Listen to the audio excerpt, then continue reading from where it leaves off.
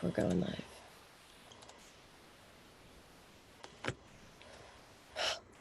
It's so slow.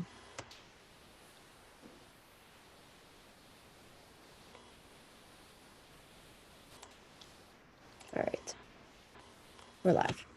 All right. So, Cliff, I'm so excited to talk to you about this. And if you're one of my subscribers, you know that I don't put a lot of attention into this topic because I feel that there is so much disinformation. So I figured, who else could I talk to about anything like of this sort, other realms, aliens, ETs, whatever you want to call them, and really like the secret space program and stuff. So I've been doing a little bit of research on it, and I couldn't think of anybody else better to ask besides Cliff. So Cliff, thanks for coming on.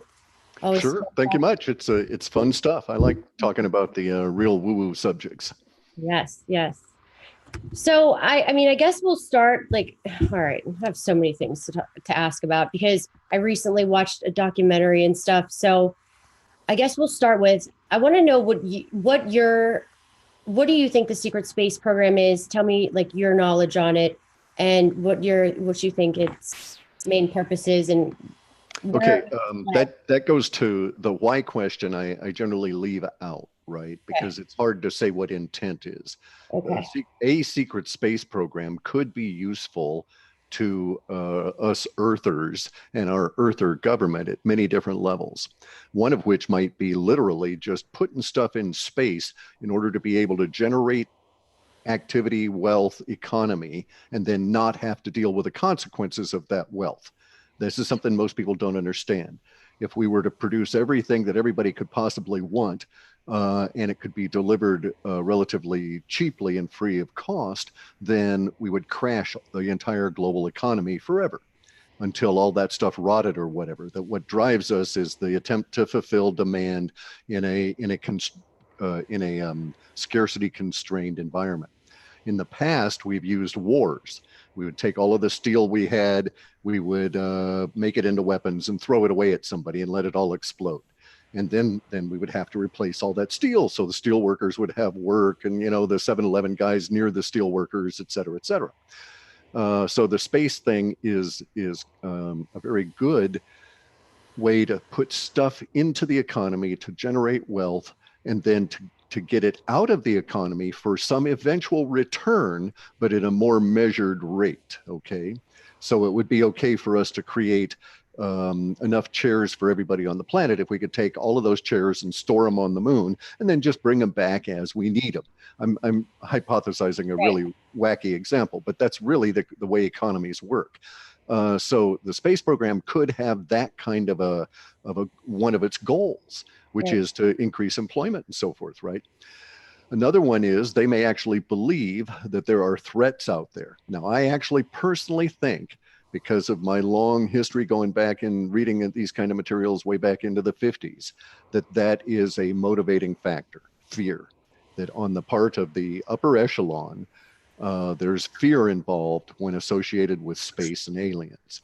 And they apparently also have some reason for that fear that has sort of maybe filtered into the general discussion, but we don't know for sure. So if we were to just say that, well, it's probably the fear that's motivating all of this, then the secret space program would make sense in being able to prepare as best you could. And we should really discuss aliens and contact and all of that stuff as a separate part of that. Right. But from a secret space program viewpoint, it might make sense to go on out there and prepare for this.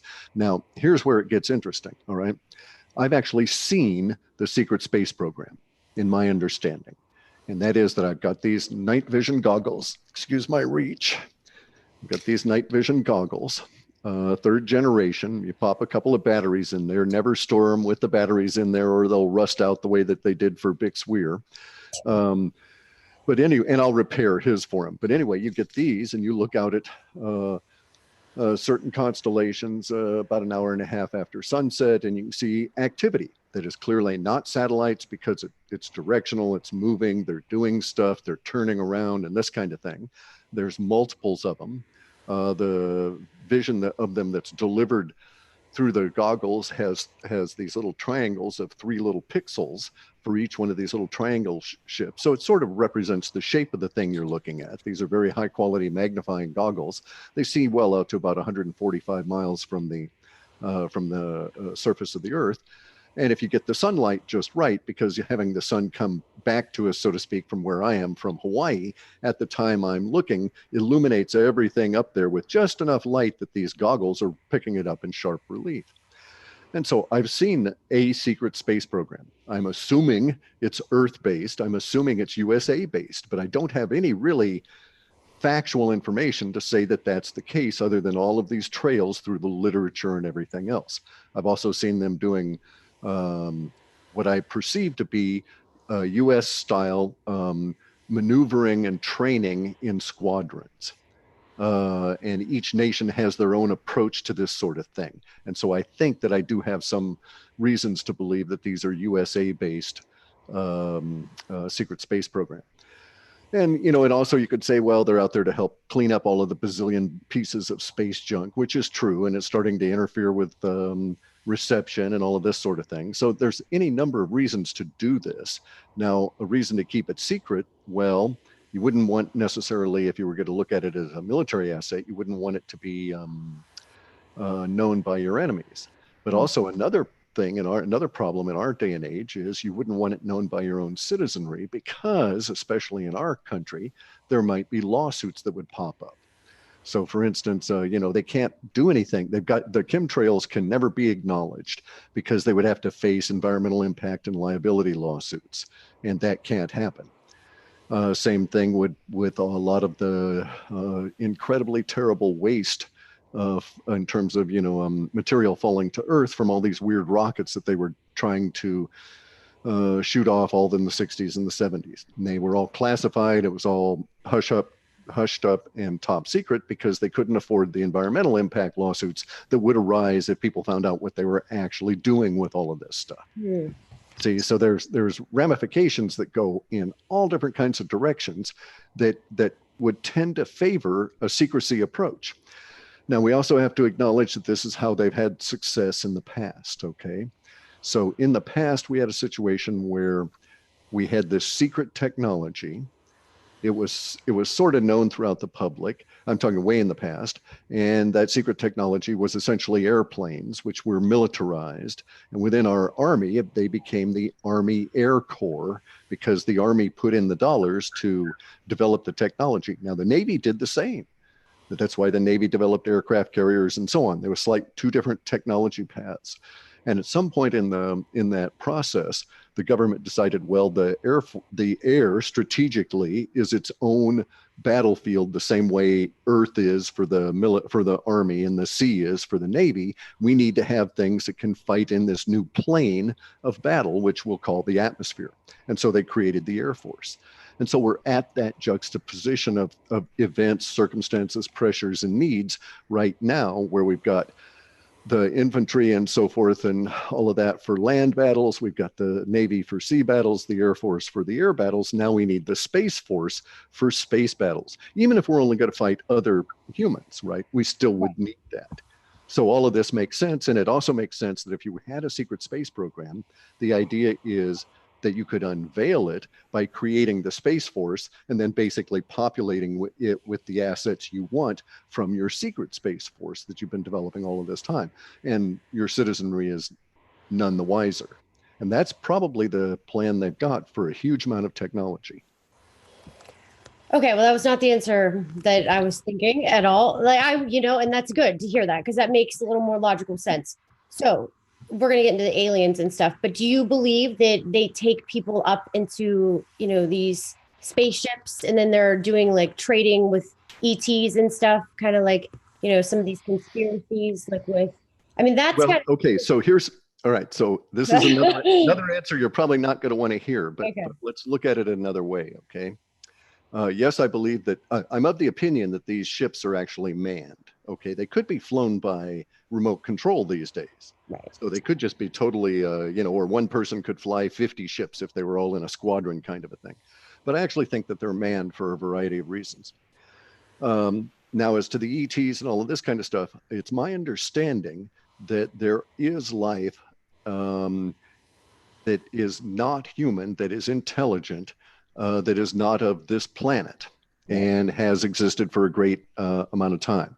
Now, whether or not we've got the army trading with grays or any of this sort of thing, it comes down to my basic understanding of universe and how I approach this.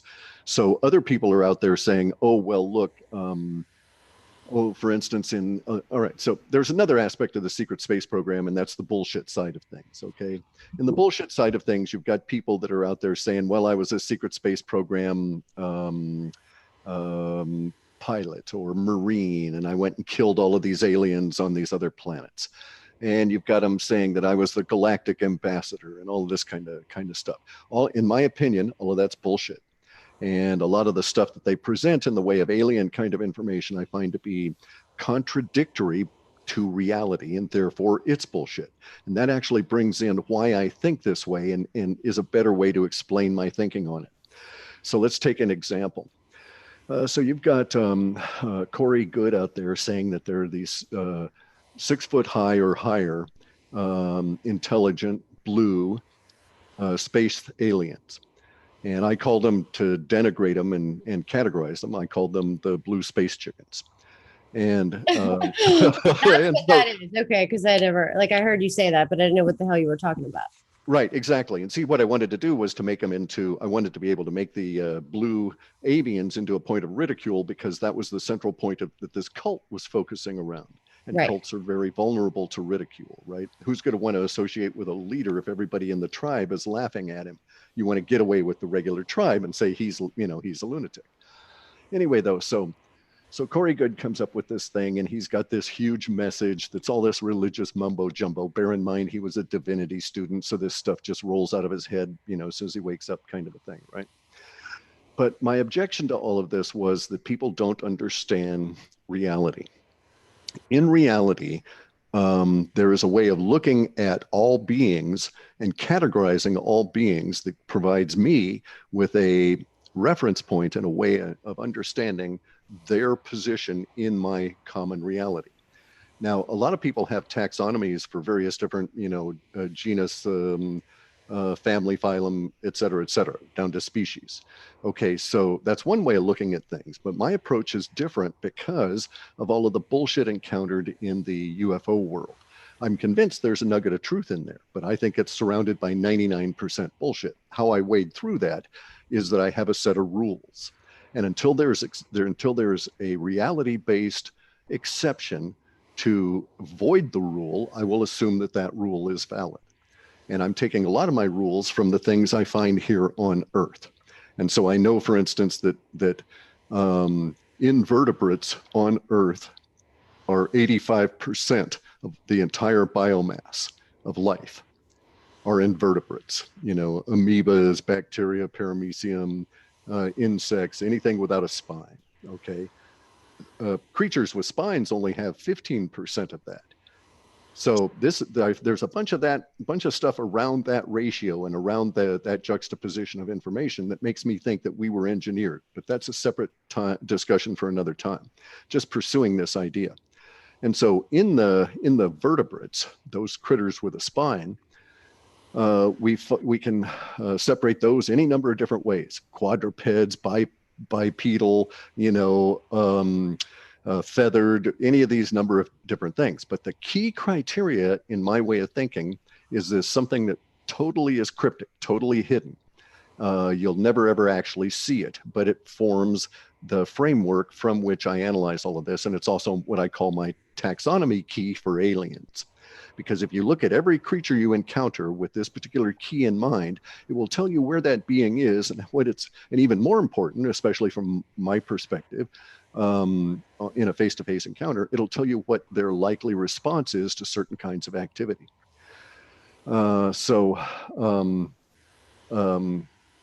if you, for instance, just as an aside, if you were a space alien and you landed here and you didn't know anything at all about a dog, and you had a dog that was basically your same size, and you went on up there and grimaced and bared your teeth at the dog, thinking that dogs smiled, that dog would attack and bite you simply because you were not anticipating that result, and you had misinterpreted what was going on. Yeah. So my way of working with things makes this interpretation a lot easier. And what I key in on is the vagus nerve. You can't see it, okay? In our being, the vagus nerve connects our eyes, pineal gland, the glands under the ears, every one of our sense organs in the brain, the glands in the throat, all of those things that we would think of as associated with any of the chakras. It connects all of the organs, all of the main organs, except for the adrenals. Mm. And so this is a fully robust, what they call a polymorphic or a polyvagic biological identity. And so I can look at myself and I can say, okay, I can express all of these different emotions. I can relate to things. The vagus nerve allows me a really key factor here, okay? And that is that it gives me gives me two nervous systems, a sympathetic nervous system and a parasympathetic nervous system. One of these is under my control mentally, consciously, and it reaches in through the vagus nerve to all of those organs that it connects to, including the lungs. So in order for me to control my vagus nerve system as a yogi practitioner or whatever, I would start by learning to control my lung activity. That allows me to put pressure in terms of its respiration. So if I don't try and breathe, the vagus nerve and everything makes my lungs work for me. And I don't have to think about it. The lungs are on autopilot, right? Right. But if I wanted to take control of them, I can take control of them, and I can force that signal, so to speak, back through the vagus nerve. And so if I'm really tense, I can take specific breaths and calm myself. This means I'm actually manipulating the hormones that are affecting my mind. Okay, if I'm all caught up in fear and I'm breathing, I can take a deep breath, center myself, and again, change the emotional state of my being through my hormones, because emotions are 100% connected with hormones. So since hormones are connected 100% with emotion, there is a complex of hormones that create all the phases of what we describe as love. There's a complex of hormones that create all of the phases that we describe as hate. And you can get any set of emotions you want through a complex of hormones that we've got. All of these can be, to the adept, controlled, first by breath. But if you get really good as a yogi, for instance, you can get into meditative state just by controlling your eyes. And so there's these things you can do to your body consciously that will alter that body's state and will alter your consciousness relative to that body. Now, the reason that this is key is that not all beings have vagus nerve structures the way we do. And this informs me that they won't feel emotions the way we do. They won't have control over their being the way we do. They won't react the way we do, because they won't have these feedback loops of impression through the eyes, information to the vagus nerve, going down to the heart to speed me up for fighting or whatever, and so on. They won't have that. They will react entirely differently. So let's take one of the often touted other alien species, the reptilians. Okay, all reptiles on this planet have very, very simple vagus nerves. So simple that even when the vagus nerve is stimulated, it causes no change in heart rate. Okay, such a simple structure, these beings cannot feel emotions. They don't feel emotions the way we do. They don't even have fear or fight or flight the way we understand it. I'm of the opinion that the R complex, which sits at the base of the brain stem, our supposed reptilian brain, is woefully misnamed, has nothing to do with the reptilian consciousness at all, has nothing to do in DNA with any kind of a reptilian influence, and is simply misnamed. Yeah. Because the stupid psychologist or psychiatrist at the time constructed a model around it that was just totally wrong. Because if you look at reptiles, they don't have a fight, flight, or freeze response. Okay. They have a fight response until wounded, and then they flee. There's no reptile that's going to freeze in the face of danger like that. There's no reptile that's going to run away in the face of danger until they've been actually attacked and they understand in their little tiny brains that they can't win, and then they'll try and take off.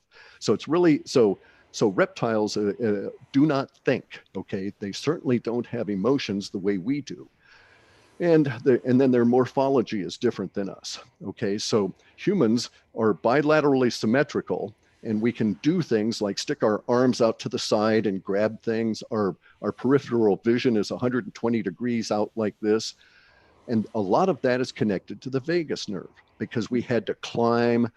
So we had to develop a particular shoulder structure and all of this. So getting back to the bullshit side of the secret space program, anybody that ever shows me a picture of a reptile with human-like shoulders being all puffy and and pecs and lats and the whole thing, they have no idea what a reptile morphology, what its anatomy is like, because any reptile is only going to be restricted to actions in front of itself. Raptors, for instance, the dreaded raptors in Jurassic Park, can't reach out laterally. They can't bite laterally because their bodies have to move as a unit because of the way that they're structured. They can work cooperatively to some small degree, but they're not going to have any kind of emotional responses and all of this. Now, this is really key, okay, because in this taxonomy of space aliens, based on whether or not their vagus nerve is structured or whether they have one even, we could look at the blue avians. Avians are descendant from lizards. Chickens, especially here on the planet, but any bird on this planet, with the possible exception of the ostrich, does not have a vagus, a polybranching vagus structure. It's very narrow and so on. So chickens, any avian species, is incapable of love. They have basically a lizard response to things. Kill it, kill it, kill it, kill it, kill it until they're threatened, and then they run away.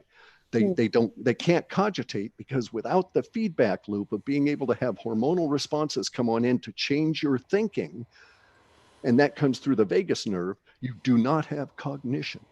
So it's my understanding that only beings with a fully advanced vagus nerve system could think, could have cognition.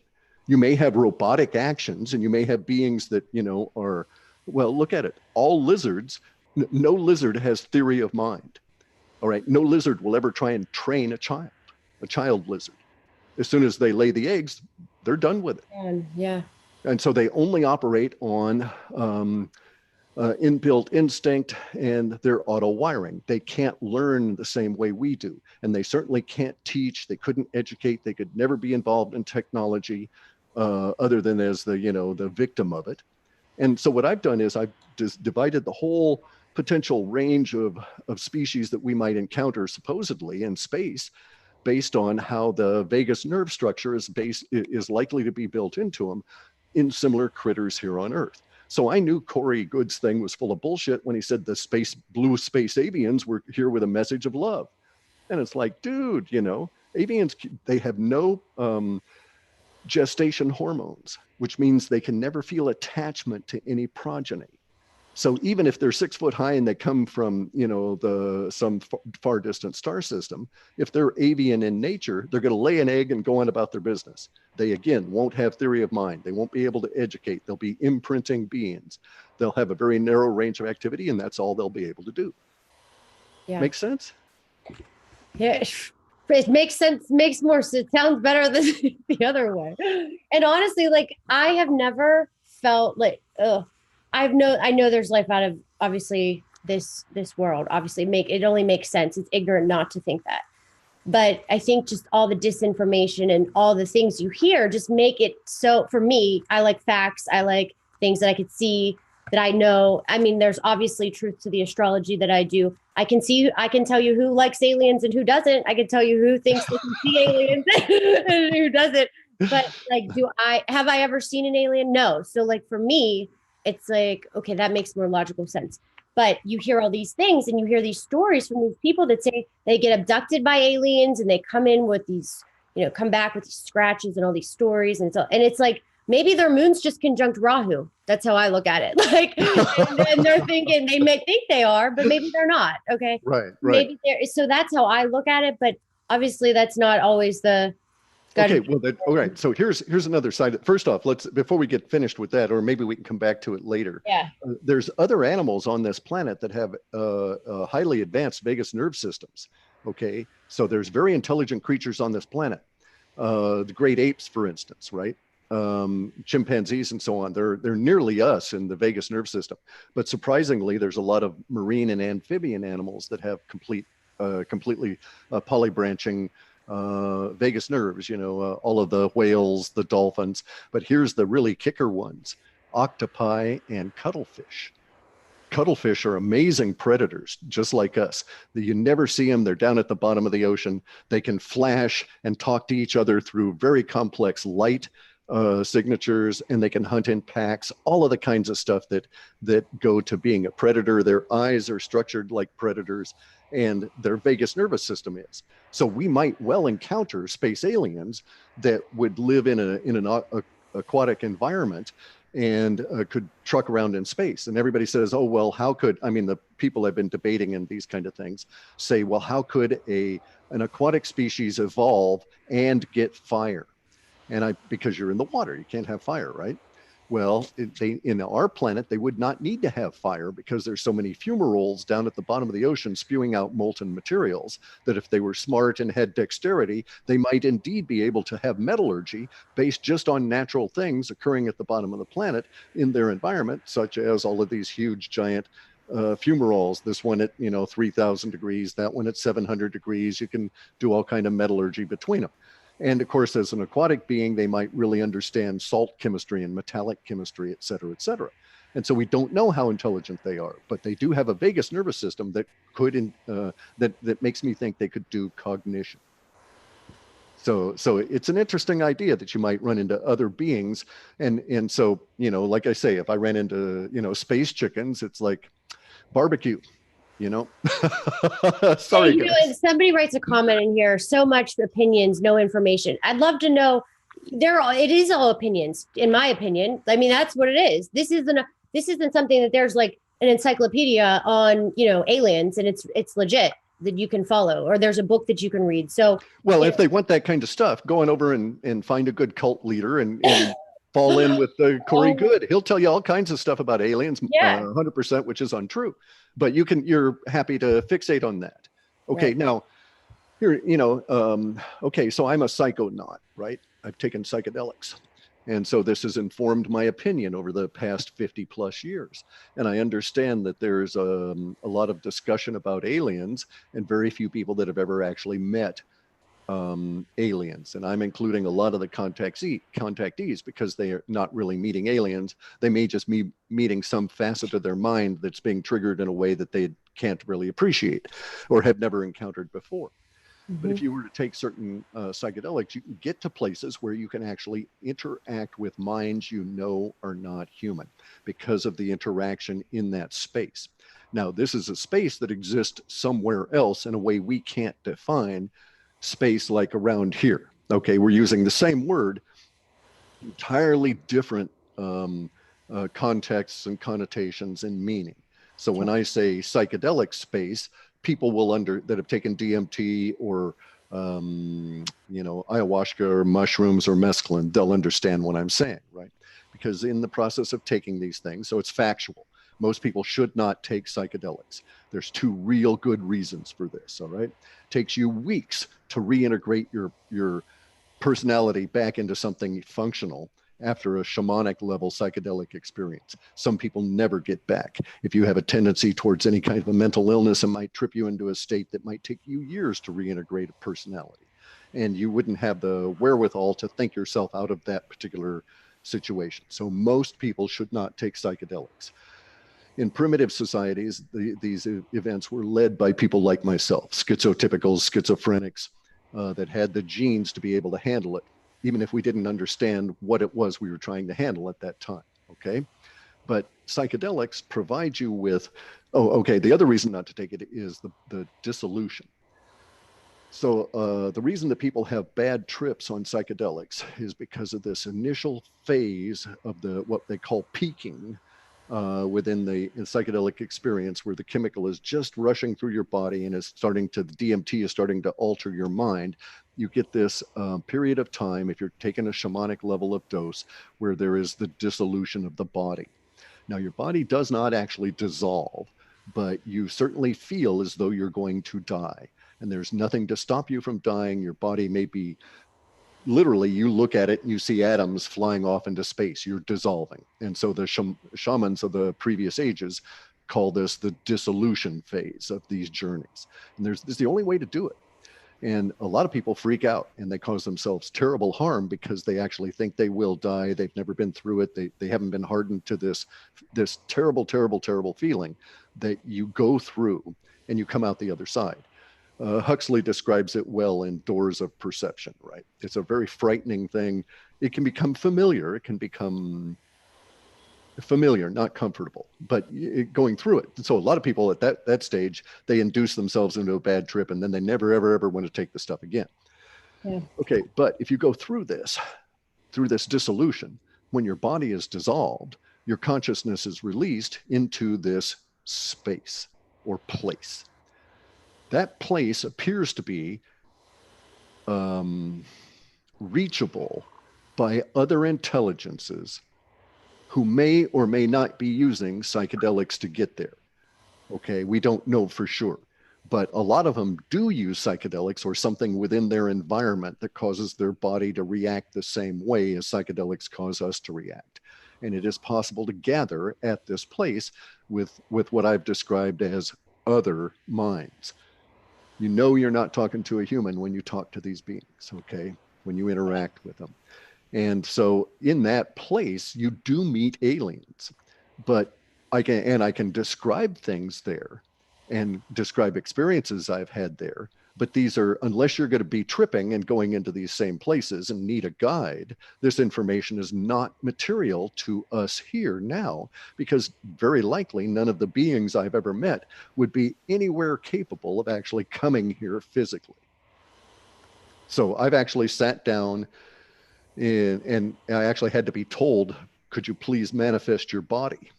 And when I looked at myself, I was just a sphere. And then I thought, oh, I see, how rude of me, right? And so I extruded legs and manifest what I sort of, as much as I could, what I looked like back on Earth in this experience. And I realized there that within this space in which other minds visited, who would be alien to me, there was a common level of courtesy that we all interacted with. And so very aggressive people here on Earth that have a trouble with society, that may be alcoholics, maybe raged kind of people that have some hormonal problems and so on, will describe to you, after they've had mushroom experiences and so on, going to this other place where they had to be polite. And so it's their words on this central meeting ground that you can get to with consciousness. In there, I can describe to you aliens, and some of them were quite open and quite forthcoming to me about what they looked like and how their bodies worked and the circumstances that they lived in and so on. Others are very closed, and it just had to do with the nature of the being itself. Many of them didn't have fear of me or anything while I was there. And they were aware of humans because they'd encountered them over a number of centuries or years in their life. Who knows what their relationship to time was. And so they weren't particularly anti-human or anything. And they knew of some of our peculiarities.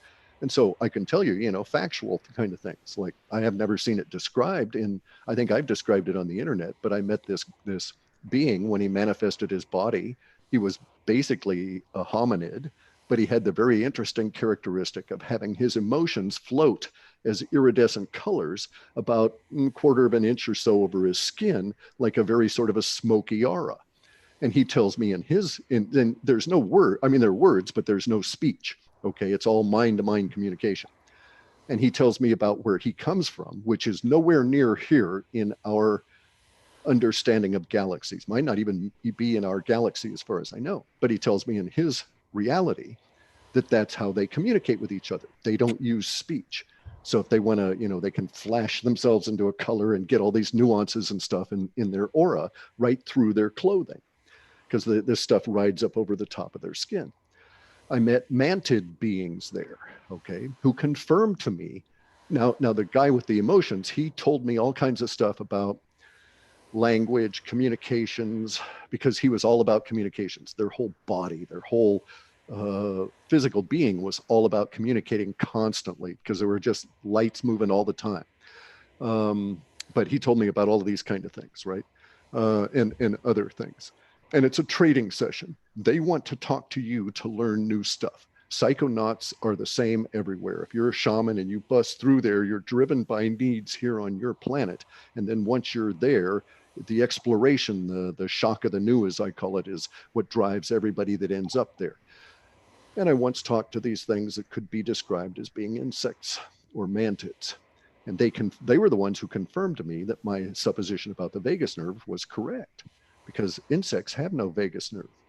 And so I had this discussion with one of them once, and he said, no, that if there was some danger, mortal danger to me, that was not going to impact him, he may or may not warn me or save me or alert me based on whether or not his brain calculated in that instance any value to him for doing that. So he had no concept of the idea of compassion. He had no concept of the idea of emotions as we would understand it. As I describe them, they're basically benign, very low level of a life form in terms of their emotional constituent, but very high cognition without a vagus nervous system. And I never went back and met them to find out how that occurred. That was actually my plan. The mantid, right.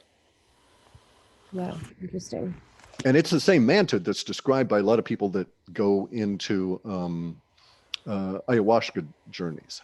Okay, and I've never done ayahuasca. It was just not part of the psychedelic milieu that I came up in. Each one of them, by the way, is different. Okay, so psychedelics was described by this one being that I met there that was very closed about what it actually was, and it simply presented itself as basically like a black triangle, right? It really, you couldn't see anything, but you were communicating with it. And psychedelics, each one has a very different function, and each one of the natural ones. I'm of the opinion as they are that LSD doesn't get you there. You can't do a shamanic journey with an LSD trip. Okay, that there's some constituent chemical that's missing in the mix of the chemical, and it just doesn't get you there. It's a huge psychedelic. You have all of these various other benefits, but it does not transport you the way mescaline, psilocybin, peyote, and some of these other herbal kind of products do. But each one of them is a different technology. So if you wanted to hop right in and meet with people and be in a very in this environment, you would use mescaline, derived from peyote plants, or use the peyote itself. If you want to be able to be, let's say, active, you would use some form of the psilocybin mushrooms. The difference basically is that different parts of your mind are affected. And so when you have a mescaline experience, you go to this environment and you bring back with you thoughts and a residue in your brain that is affected by that experience. So, but the same thing is true of psilocybin. You go into psilocybin, you have a different experience, and you have a different, slightly a slight difference of awareness of perception of the environment when you're doing, and so much more awareness of the environment, what's going on, the devices, everything that's around. Whereas with mescaline, it's the personalities. Basically, it's the big difference, right? And in the case of, and they're actually antipodal in terms of the two chemicals. So when you do psilocybin, it affects the linguistic center of your brain. So it's not all about communication the way mescaline is, but it is, the residue affects the linguistic center of your brain and how you deal with words and symbols and so on. With mescaline, let's just describe it as the mathematic or mechanical side of your brain, even though when you're on the mescaline trip, you couldn't think numbers if you tried, and you're 100% about linguistics and communication and expressing the emotions and all of this sort of thing. So these are real aliens in my view. I've met aliens well, I was corporeal, but my corporeality was not necessarily involved. Okay, so how do we characterize that kind of an experience? It's not like someone saying that they've been abducted and people actually, and thingies actually touched them and drew them through a wall. It's not like Corey Good saying that he's been popped into a blue bubble and floated out of the house and going to Antarctica.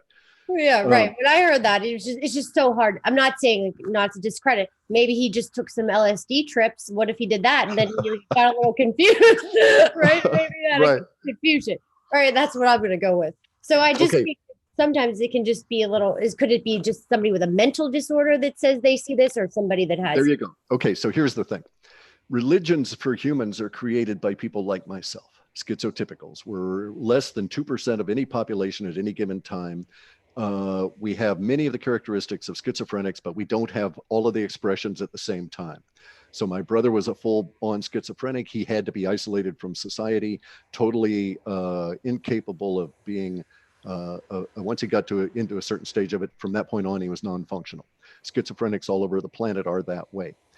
They are that way, by the way, because of this substance called adrenochrome. Okay, adrenochrome is the oxidized form of adrenaline. So everybody produces adrenochrome to some degree. It whacks you out of your skull. It drives every thought. It alters how you perceive reality. It changes neural pathways. It affects you at ways that you're incapable of perceiving when you're under its influence. And it's horrifically deadly, and in the sense that your mind does not recover from adrenochrome. Okay, but in my case, I'm a schizotypical, so I can have episodic adrenochrome incidents, but I'm not controlled by it. But religions are created by people like myself that see visions.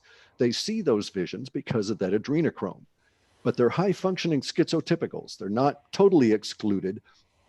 They live on the side of the village and so forth, and frequently take psychedelics and these kind of substances just to try and manage their own interaction with this horror that is adrenochrome.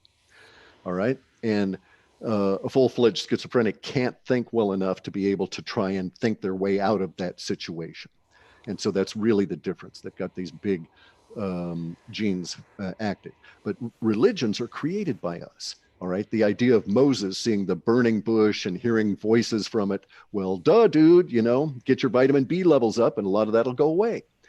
And that's the way it is. You've got a lot of these shaman and so forth that'll tell you exactly the same thing I'm telling you. And they're always living at the side of the village and so on.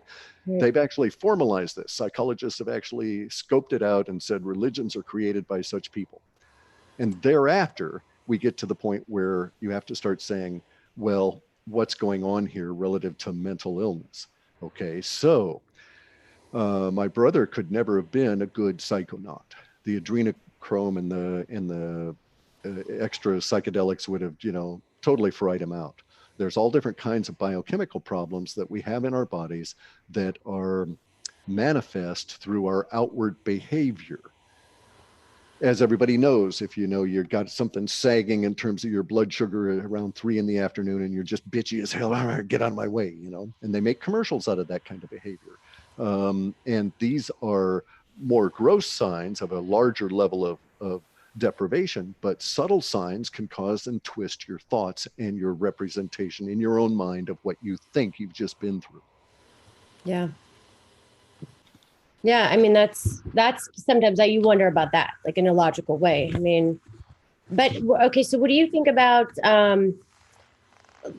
like the elongated skulls and stuff that they found? Oh, sure. 100% factual, undoubtedly pre-Ice Age civilizations. They found 40,000 of things in Peru. The Masons, reputedly, the Masons in the United States, just on the East Coast, destroyed over 100,000 of them. Okay, for the Smithsonian, because it couldn't store them anymore. There was no point in any of this. They find them all around the planet. So I'm quite convinced that that our description of our own history is bogus, and I don't buy anything from academia. And so if I like, for instance, I'm watching Joe Rogan. I'm partial to Joe Rogan. He's a funny guy. and he gets some really good thinkers on there sometimes. And I'm instantly pissed off when I hear these guys make statements that don't take into account that the line they've been told may not be true. And so you'll hear psychologists saying, 60,000 years ago, our intelligence jumped up. And it's like, no, guys, we've been around for a couple of million years. And so if we can't reconcile all of these paradigms, then all of academia is based on, at some level on big steaming piles of bullshit that they swear are 100% true. And that's why we are at this point in history now where we've got science as the religion. And it has to be officially approved science, otherwise you're a heretic. So if you don't buy into the global warming, you're a heretic. You've got to go. We can't have anything, shaking our paradigm like facts. So you've got to be very careful about how you approach this, because they're now making a religion out of science that's based on insupportable paradigm. Now, the scientific method and so on is valid, but with science being officially paid for and officially validated and all of this kind of stuff, it's a political tool anymore, and it's a political religion. And now, so getting back to the alien thing on this, they're not about to tell us if there's aliens. And we may indeed be having abduction events, and we may indeed be having abduction events by non-terrestrial beings. And we'll never know about it from anything in the way of disclosure. They can't afford to come on out and say this. This is one of the reasons that they can't, by the way, is the liability. If it ever came out that there was one factual case of a person that was abducted in the middle of the night and hauled out through their wall and implants put in or whatever the hell, then that person is able to sue based on the denial of all of these various different rights that you should have from your government, and that's what the government keeps saying as they're in the movies anyway, and in the books and so forth, as their excuse for not doing disclosure. It's twofold. They've killed a lot of people, and nobody wants to go to jail for killing people to keep the secrecy going. And then they also say we can't afford to put this information out there because of the liability, not because they're afraid of actually being sued, but because of the liability in our minds. What good is the government if the Air Force can't protect me from space aliens? Why should I pay $55 bazillion for that new fancy airplane that they want? Screw that. I'm going to buy my own weapons and sit here all, hunkered down, ready to blow them to shit. Yeah. No, that makes sense. So that's like kind of, so you think there's a possibility then that sometimes maybe there's a somewhat of a possibility that aliens come down here, could do an abduction, maybe. It's a possibility. Can't rule it out. Yeah. Okay. And because it's in the literature the way it is, there may have been some that have happened in the past. It would be expected to occur. Now, this is the ant theory. Okay. The ant theory goes like this. I'm not about driving. Okay. So I'm driving through the desert. I'm not going to pull off to the side of the road and have a conversation with an anthill. Right. And that's how aliens may indeed see us. Yeah. And if that's the case, I may just on the whim, or because it's I'm an insectologist, right? I may just stop at that anthill, snatch some of the buggers up in an abduction, throw them into a jar and drive off. And that anthill is, oh my God, aliens abducted Sam, he's gone. And that's the way we would be treated. There's right. No reason for them to, and all of the bullshit coming out of the bullshit side of the UFO world about, aliens being love and light and having all of these emotions and trying to help us out and help us with ascension and all of that kind of stuff. It's like, man, how delusional can you get? So I'm a practical fellow simply because I know I have a warped mind. I know my thinking is affected by my schizotypical genetics, right? And so I've had to proceed very logically to keep myself from falling into traps that affected my brother and other schizophrenics. And that is to believe shit. So I actively don't believe anything. Okay. Right. But I do have some sound knowledge. And that is, universe is suffering. World is dangerous. It's fucking stupid to treat either of those things as not true. And so the dangerous world means that I can't assume any space alien I'm going to meet is benevolent in any way, shape, or form. And I must assume as a rational being that they've got their own agenda. I also must assume that I don't probably fit very high on that agenda.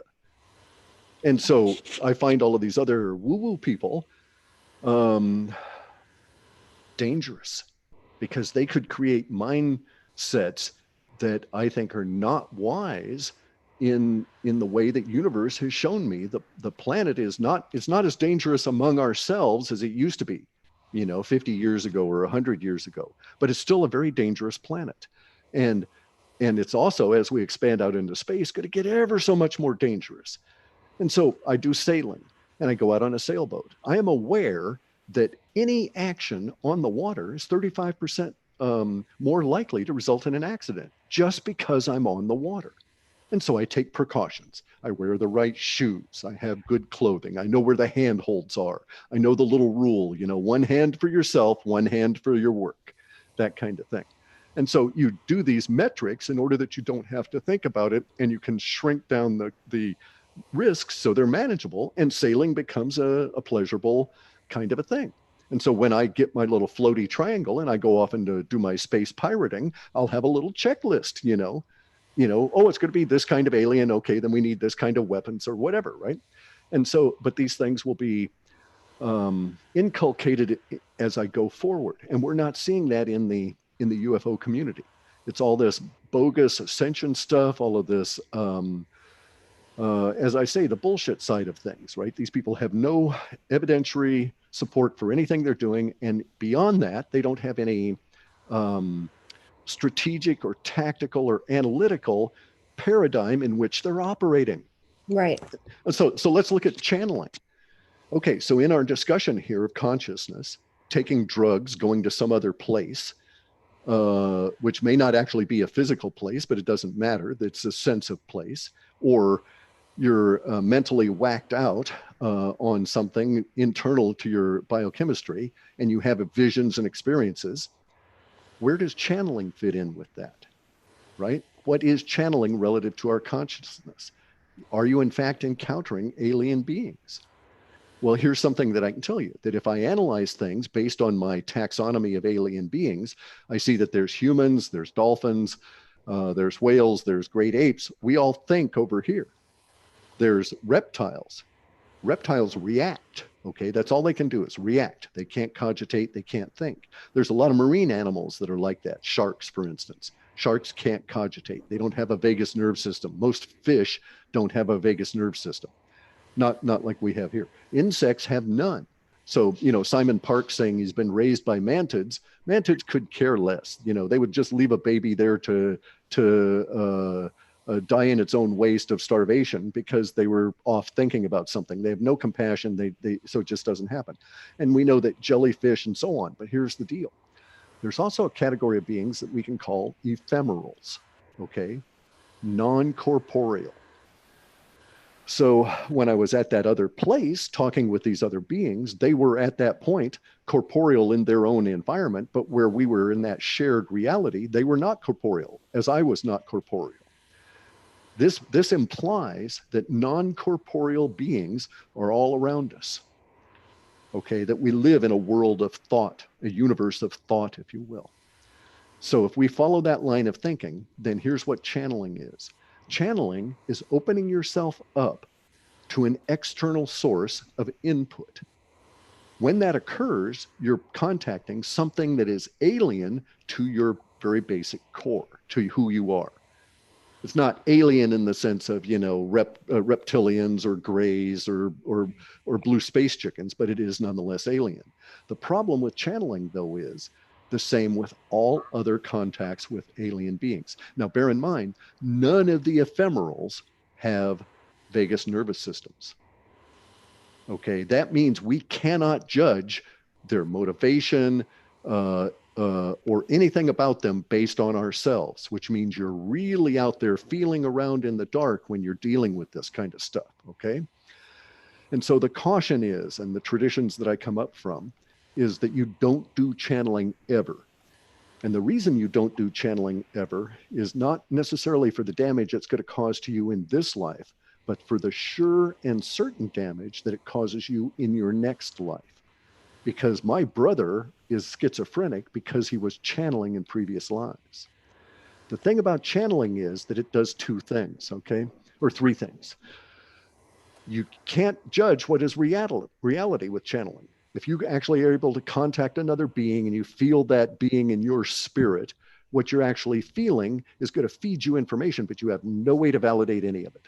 So David Wilcock with his law of one channeling. It's like, fine, guys, I'm glad you did all of that Jesus mumbo jumbo before you got into your channeling mode and opened yourself up to whatever the hell you were talking to. But the Jesus mumbo jumbo does not affect that whatever the hell you were talking to at all. And you're deluding yourself, and you're actually even deluding yourself further because you think that that Jesus mumbo jumbo ensured that you were only talking to good aliens or good spirits or good entities. And nothing could be further from the truth. And at a practical level, okay, at a practical level, what is there for an entity? Why should they want to contact you? Not to help you. I mean, their agenda is their own. They're out here floating around on their own. Why the hell should they give a rat's ass about any of us? Well, one of the things you can think about is maybe they get something from us. And this is the truth of the matter. That when you see channelers, I know this because I can see auras. If I get my ki all pumped up like in Aikido sessions, I will see auras on people under fluorescent lights. Fluorescent lights seem to really bring it out. And I've actually seen channelers under fluorescent lights. I was coming out of a big Aikido session at Evergreen State College. I was walking down down to the first floor of the gym building and had to walk the entire length of the gym building. And there was this other open room, and there was all these people in there, and there was this person channeling. And so I just stood by the door to watch as I was walking out. Now, I had been doing maybe 2 hours of Aikido, maybe 2.5 hours. And you would do the ki exercises, the breathing exercises ahead of that. So maybe 3 hours involvement, and I'm just pumped with the ki, you know. I mean, I could see auras on a rock at that stage. But anyway, I was able to see that this person that was actually the channeler had their aura out and open, and it indeed had an external source of an aura that was not, most auras hover around you, right? They take the shape of your body in a more or less sense. This was off as this funnel thing off the top of their head. And it's like, whoa, I'm really freaked out. And then I saw what was going on, that funnel thing reached out and was trying to get into everybody else in that room. And it was drawing energy into itself.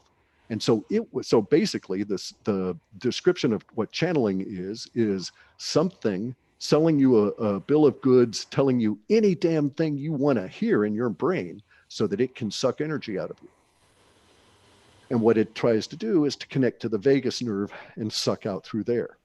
Now, when this happens, the damage in this life is interesting because they are actually able to get in through the vagus nerve and extract energy out of your cells, out of the mitochondria of your cells. And a good channeler, when they're all done after a couple of hours session, you see that they get sweaty and their eyes glaze over. Some of them will go into low blood sugar, they're shaky, they don't get up all robust and so on. They've actually been drained by the experience. And that draining is interesting because what's happening is it's hitting their adrenal system heavy because because all of the energy that your body is creating to make your heart work and your lungs work and your brain function, is some of it is being sucked out by this entity for its own purpose. Because while it's channeling from you, it has life. It has some contact with the corporeal world. And so it's getting some energy out of you, and it's sort of like an energy fish, like a parasite. And anyway, so I saw this going on, and I saw it trying to get into all of these other people, and I was a little bit weirded out. So I did this big Aikido smacking of the hands in a particular way, and everybody gets all startled, and it broke the spell, and the thing floated off. And the channeler was like exhausted. It was like, being interrupted in the middle of sex or something. That guy was really pissed, and it was just very negative from that point on. But I actually saw that funnel thing broke off when their attention was all shifted back around to me.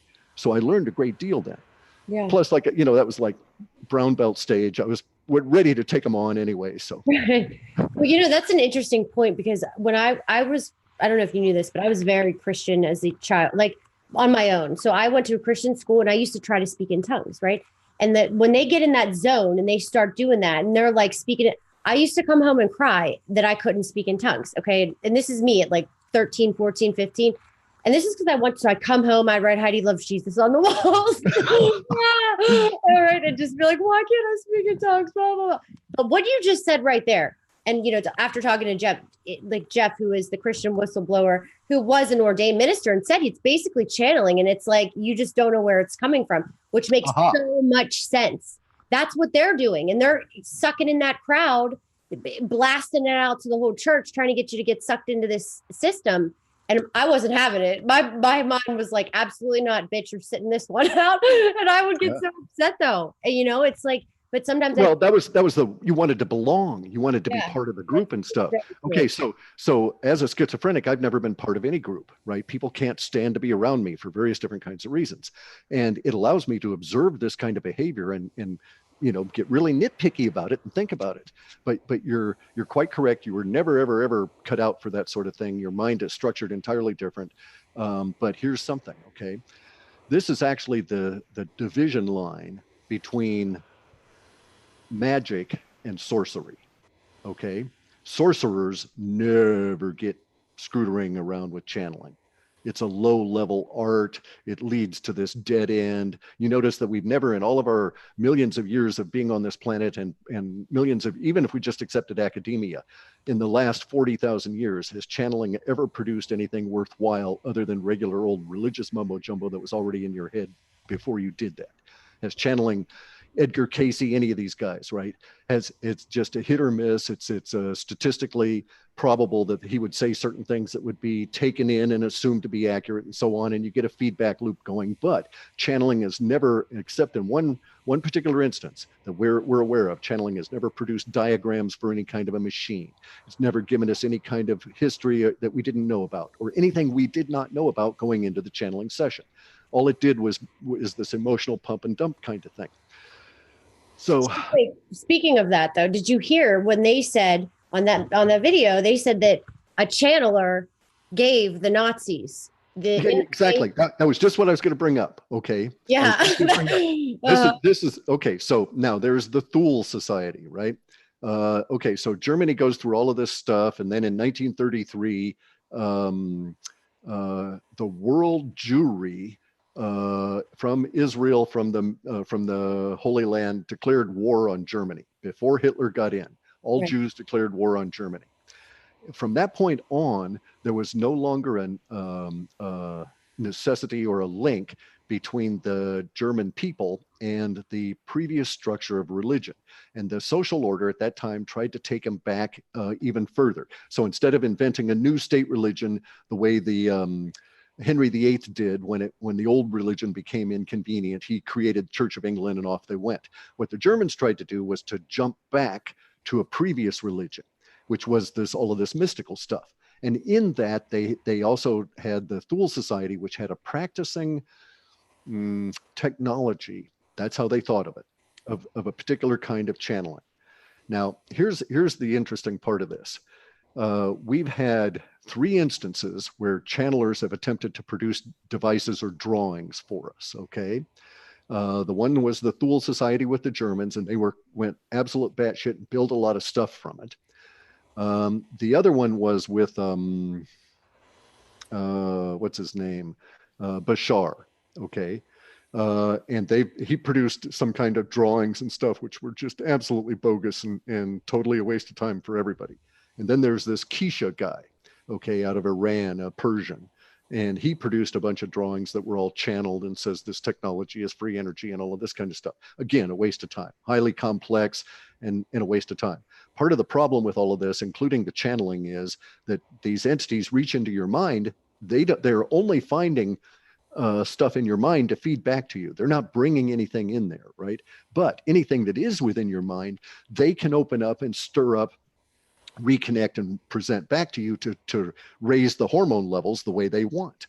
So if you think as a channeler you're getting great stuff out of them that you're going to bring back in this channeling session, like hard science or something, they're only telling you stuff in order to raise the hormonal level to suck more energy out of you.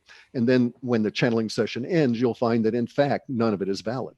Yeah. The exception to this, though, appears to have been the Germans. Now, there's a lot of people that dispute that the Germans had any floating Hannibal spaceships or any of this kind of stuff, right? But on the other hand, while there's not a preponderance of evidence, there is evidence that there was some weird stuff going on. So when I was in southern Germany, I got to wander through the Black Forest. And at that time in the way early 60s, there were still all kinds of bunkers and all of these kind of things. Yeah. There was this one underground area that was connected with the whole place that was riddled with cement tunnels and all different kinds of stuff. And there was this one area that had been involved with the manufacture of one of the reputed spaceships. Okay. What made this thing really interesting was it was an odd building to observe as a kid because it's very large. So it was underground, but it was maybe only 40 feet of earth on top of it. And it was basically a giant airplane hangar made out of cement. And you had to have your own flashlights and this sort of thing to explore. But if you got enough people in there with you, and you had at the time, there were only these little military flashlights, but I had this friend of mine that had a big one that took these giant dry cells. And you could see up to the ceiling, and you could see that the ceiling had been repeatedly bashed by stuff. Okay. And that there were chains on the floor. So whatever it was, and basically it's empty. There's dust, there's, destroyed discs, all different kinds of stuff, bits of paper for us to look at, and stamps, old German stamps, which were highly prized at the time. So you could sell those. And basically as a kid, that's what we were after, was souvenirs, right? But while I was down there, I just wondered what the hell would cause the damage on the inside of this airplane hangar ceiling. And whatever it was not regular kind of damage. It wasn't like people sitting here shooting. It wasn't pockmarked or anything. And there were these giant chains that were bolted to the floor periodically throughout this entire big area, as though they were securing something down. So it may well have been that they figured out how to do anti-gravity, but really didn't control it well. Plus, this is near a major area for 2 electrical plants, and there was copper wiring in there like I'd never seen. So I was maybe, I don't know how tall I would have been there, somewhere maybe between 4 and 5 feet. And the size of the copper coming in there was almost up to my knee. So we could say it was maybe 18 inches around. Wow. Copper wires. So they were bringing in massive amounts of electricity. Absolutely incredible. So something was going on. And so I think maybe the Germans, with all of the other, evidence that you can actually find, documentation and so on, were doing something. But let's kick way back to your earlier question about the conical skull people. Okay. We see those all over South America. They had 40,000 of the cone heads they discovered in Peru. They found in big caves of their skeletons and all of this. What's interesting to me was when I was in Europe in the 60s, schools and parents were always hauling kids into museums, like we gave a rat's ass, right? And so they'd have to go and look at all these damn pictures. And at that age, you actually keyed in on physical abnormalities. And it was just interesting to me how many cone heads were represented as royalty. Yeah. And frequently the cone heads were female. So you would see the whole female line of some particular branch of the Habsburg family, right, in Germany. And you'd go back into the 1300s, there's a portrait, 1400s, all the portraits, mainly of the women. And all of the women shared the cone head. They also were bald. They all had some kind of head wrap to disguise that they were bald. Some of them were really weird because they had this like gossamer sort of a thing around their head, and then like one tuft of hair sticking out. And it's like, oh yeah, that's real attractive, guys. But anyway, so here they were touting their ancestry connected to the cone heads and showing that they were cone heads as well, in terms of these lines of all of the aristocrats.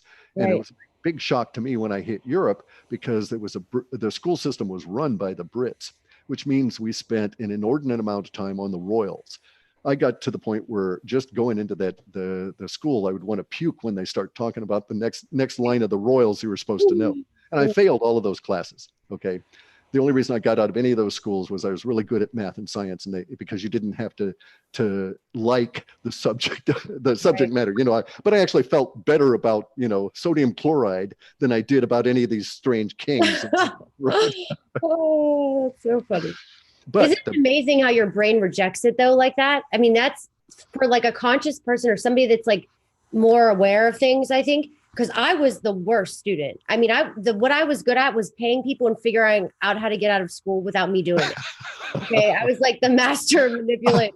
And I had no interest whatsoever. Like I just wanted to figure it out like a business. Like, how can I get out of this thing without doing any of this work? So, and I was like paying people on the side, left and right. I mean, it was crazy until I did criminal justice. Different story. I loved it. But until something you're you were fascinated. just you were just too bored. Yeah. Exactly. It was like, no, not happening.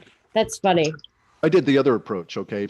I buried myself in languages, mathematics, this kind of thing. I came back to the United States from I was able to graduate high school early because of all of the stuff that I had in Europe. I came back to the United States to go into high school, and I'd already had calculus. And in that particular school system I was in, I wouldn't have gotten calculus until I'd gotten out of high school, or maybe I could take it into senior studies. So I just burned up and just accumulated all different kinds of credits in all these science courses. And then I also took law, and I thought, damn, law is good. I took a year of torts and contracts, arguing the nuances of the contracts and so on. Yeah, I agree with you. The school system, and the school system is created by the cone heads for the people that are going to have to support the cone heads, right?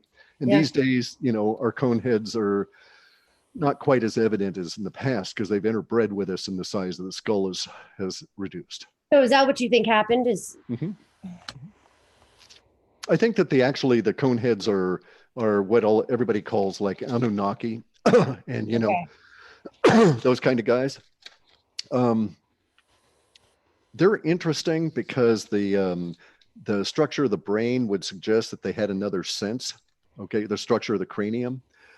Okay, so in my world, there's only 4 senses. All right, they're all within the cranium, and a sense is defined by a sense organ. A sense organ is a subsystem in a computer kind of a sense, and it provides you with a completely rendered output.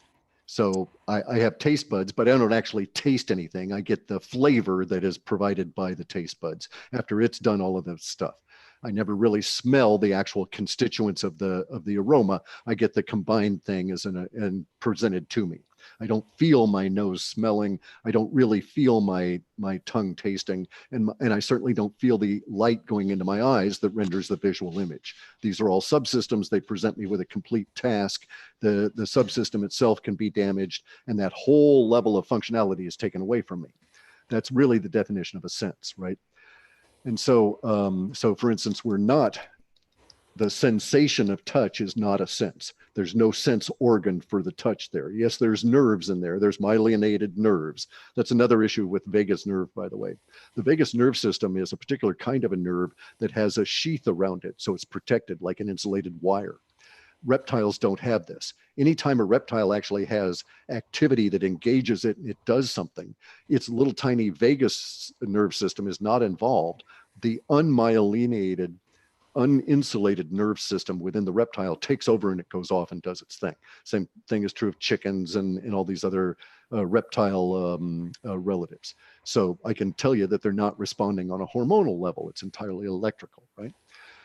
Chickens may have hormones, but that, at a slightly different level. Anyway, though, what about a fox?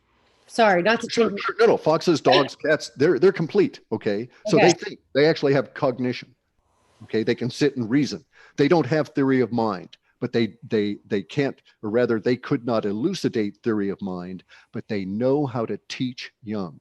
So you can see a fox teach the kittens or the dog teach the puppies. Don't do that. Stay away from there, get back, and growl when they're doing something wrong. That's instruction. Never see a lizard or a chicken do that for their young.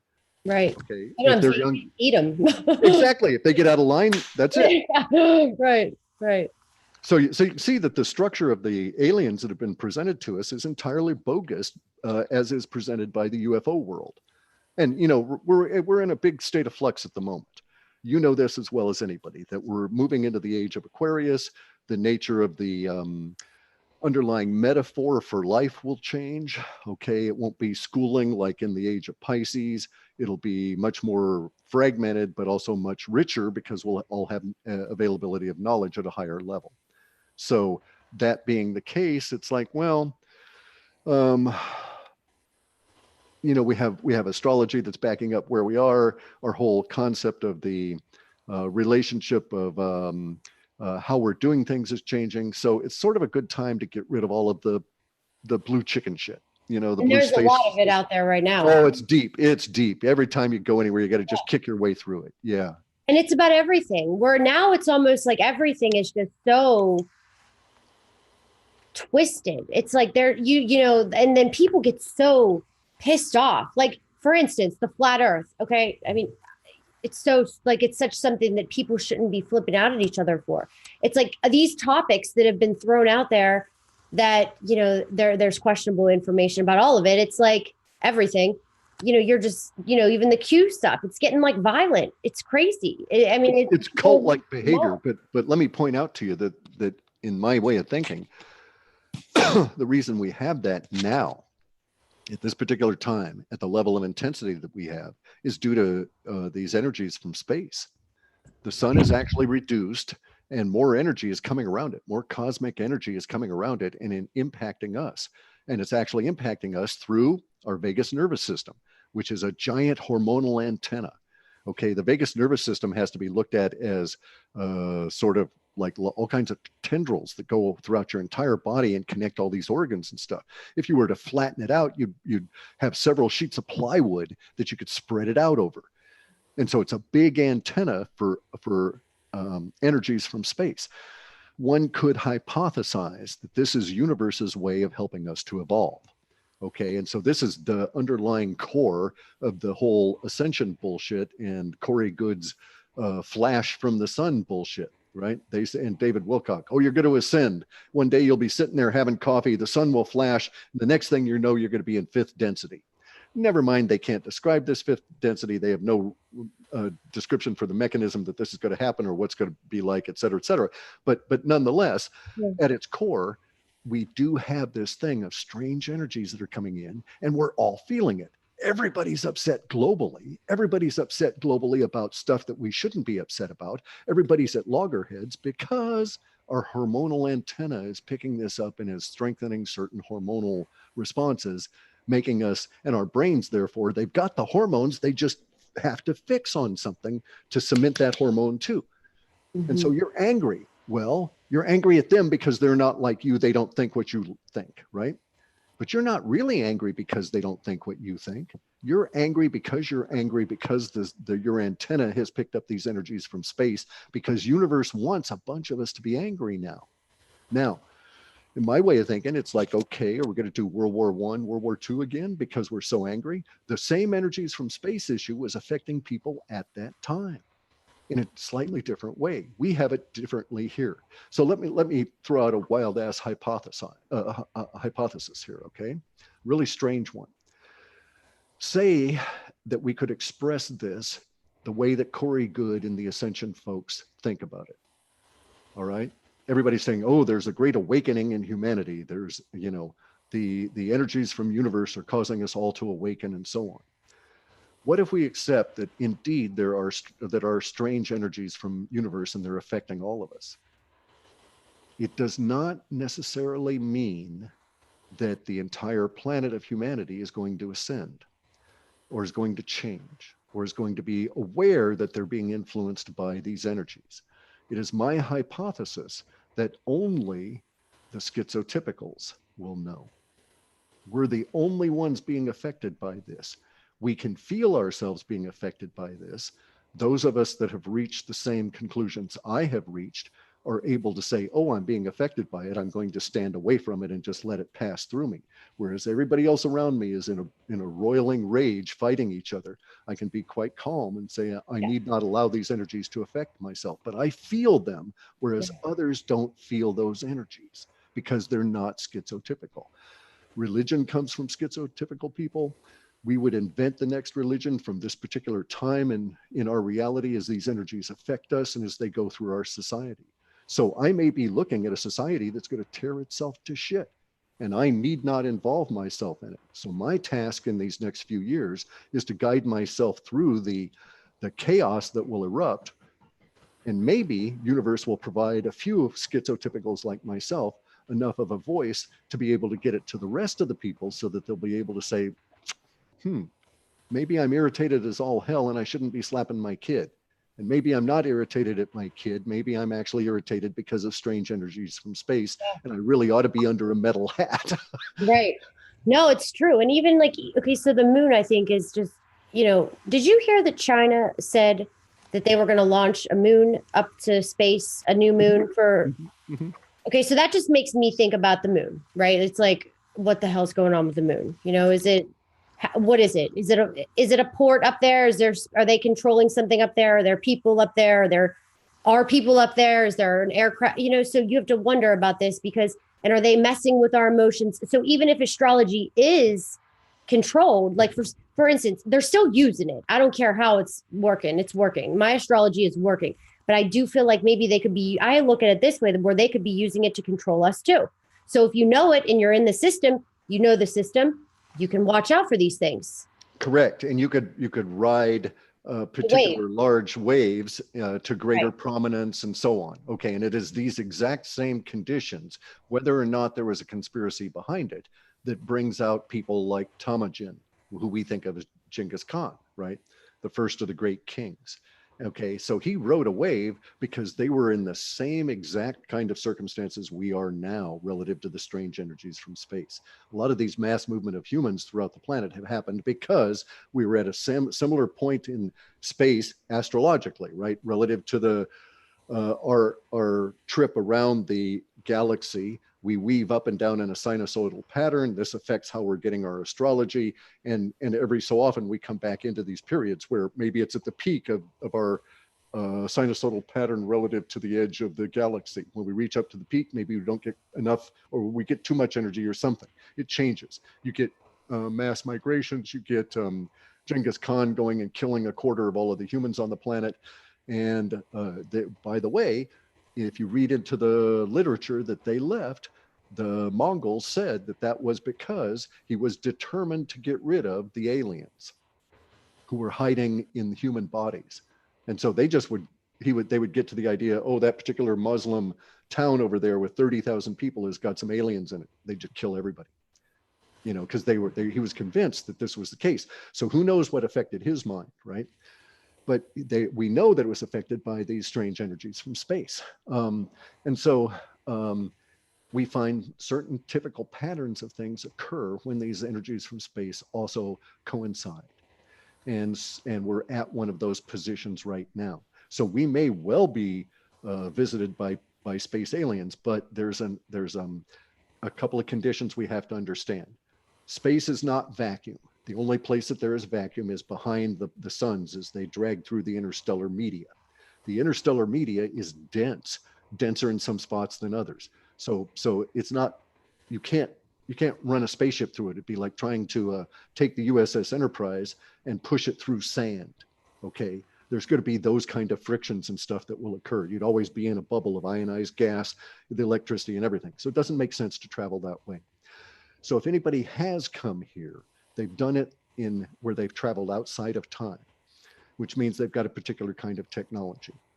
And then we get into the whole other aspects of what those beings are and what it takes to travel through time or beyond time, because it's actually outside of time. And it's just like you're here and then you're there and no time has elapsed. That causes changes that really warps out humans. Now, in some of these things I know, or I suspect are valid. Okay. So there's a line of reasoning through UFO bullshit world that says that these people in Vandenberg Air Force Base in California on I think it was a spring afternoon, were treated to a trip in a spaceship, a bunch of scientists. And they were going to take them from one spot at Vandenberg way the hell into Death Valley. When they got there, they were told that to get out of the spaceship and put something in your pockets that you might find there. Don't bring back anything that was alive. no plant material or anything, but rocks or sand or something. Because and then you'll get back into the spaceship and then you'll come back here. But it will wipe your mind to do this. And you won't remember a lot or of any of this stuff because first time voyagers, this is just the effect that it has on humans. So the fact that we have this thread of through our literature of these people doing this, and the discussion was all about how their minds were twisted by the process. That I think those kind of linguistics are valid. So something happened, they had some kind of a device and so on. And so you'd get the other kind of linguistics where you have people that are supposed time travelers like Corey Goode and Andrew Basiago, jump room to Mars, all of this kind of stuff. You know, Basiago's getting into this room in Sepulveda Boulevard and they're shooting him to Mars with Obama to shoot dinosaurs. And so, you know, it's for bullshit. 22 years, and then they regressed him back to life. And then he was looking at these little pods at people in these, and I was just like, right. The more details he said, the worse it got. Like it was almost, and no disrespect to him, because one thing I'll say about them, they at the end they were big Trump supporters, so I gave them that. But still, it was like the story made bogus. Well, here's something. He says he's 108 years old. That he did that 20 and back 3 times. Okay, and he's 40 now. And I'm 64, and I can tell you that his mind is not the mind of someone who has lived longer than his chronological age, right? He's never experienced my supposition is that even if they try and wipe your mind of all the events you've gone through, those parts of your mind that dealt with illness in the 60s, the degradation of the body and this kind of stuff, those parts of your mind would not be wiped out because they're part of your body memory. And so his mind shows none of that. He doesn't show any of the signs of what it feels like to recover from of going back and getting youth again. The first time that would happen to you would alter your perception forever. Okay. So he says he's 125. No, 108. He says he's 108. He said that he's been gone. He got sucked up by the military when he was like 6. And when he was like, and then he was put into this program called 20 and Back, where you would sign your name on a contract and they wouldn't pay you for 20 lots of papers. Years. There were lots of stacks of papers. Right. And then when you come back, though, the payment for all of this is that they put you right back 1 second from when you were taken and you're in your old body. So you'll have all of those experiences and have lived 1 second in this reality. And it's like, his brain is not, his language is not the language of someone whose mind has been through that. Okay. Sounds like something I could just pull out of a hat, myself. Like sure. It really does. So it's just so ridiculous.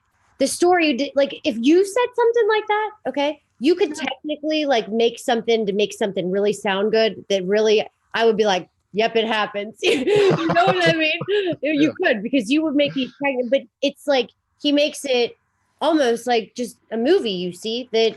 Yeah. And he's stealing from movies is the problem. That's the problem is he's actually been caught taking his source material from stuff that happened a few months earlier. Yeah. So there's actually a lot of those things online. And somebody wrote in here, Jason Rice. And did you ever hear of him? I heard of him. He seems very humble and more, nice. I don't know. That's just my opinion. He was, but he's no more accurate, has no more proof or any of this stuff, right? And none of them do. Nobody. Right.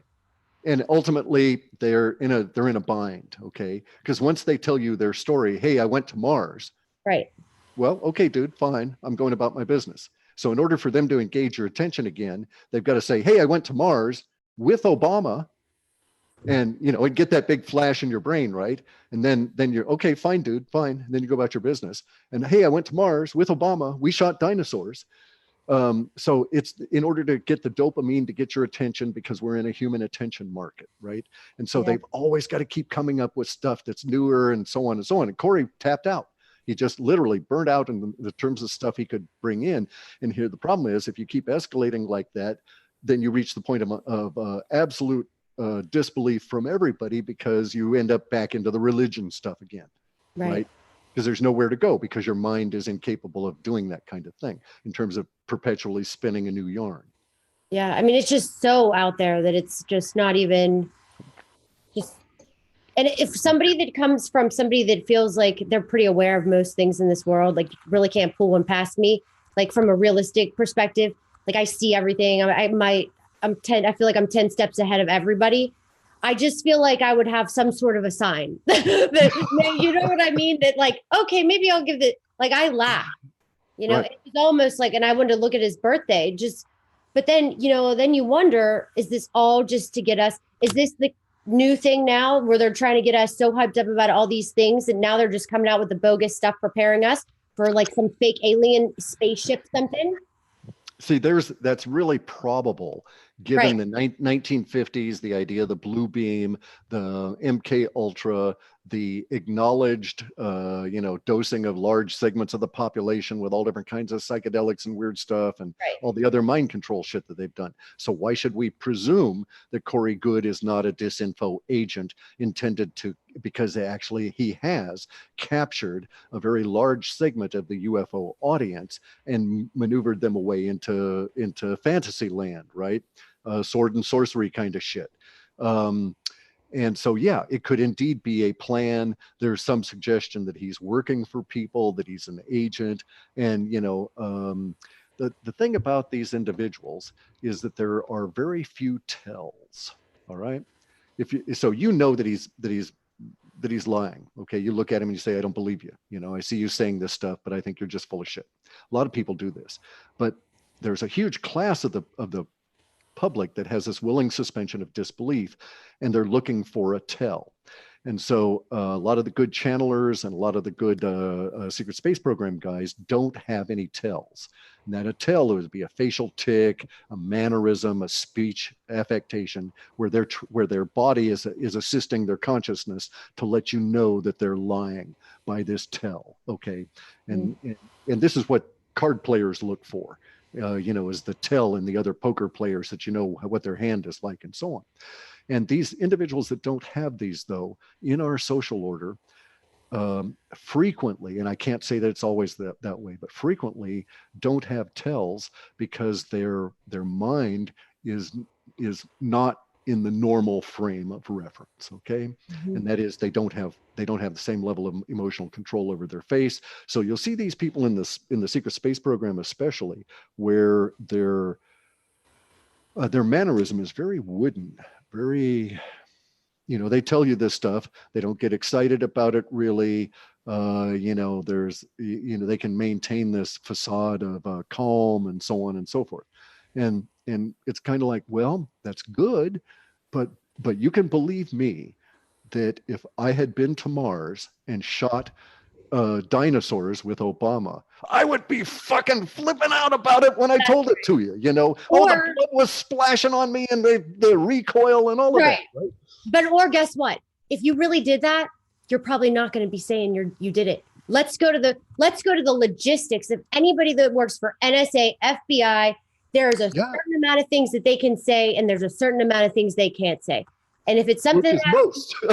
right, when they can't say, like the questions that I ask my NSA buyers, and they're like, I can't tell you that, and it's something that's like so small. What you think that these people are just going to come out here and say, without any repercussions? Like, it's not like, there's just something. It just doesn't even. Okay, well, it has to do with how the mind thinks about stuff too. Your NSA guys know this. The CIA guys know this because they have protocols.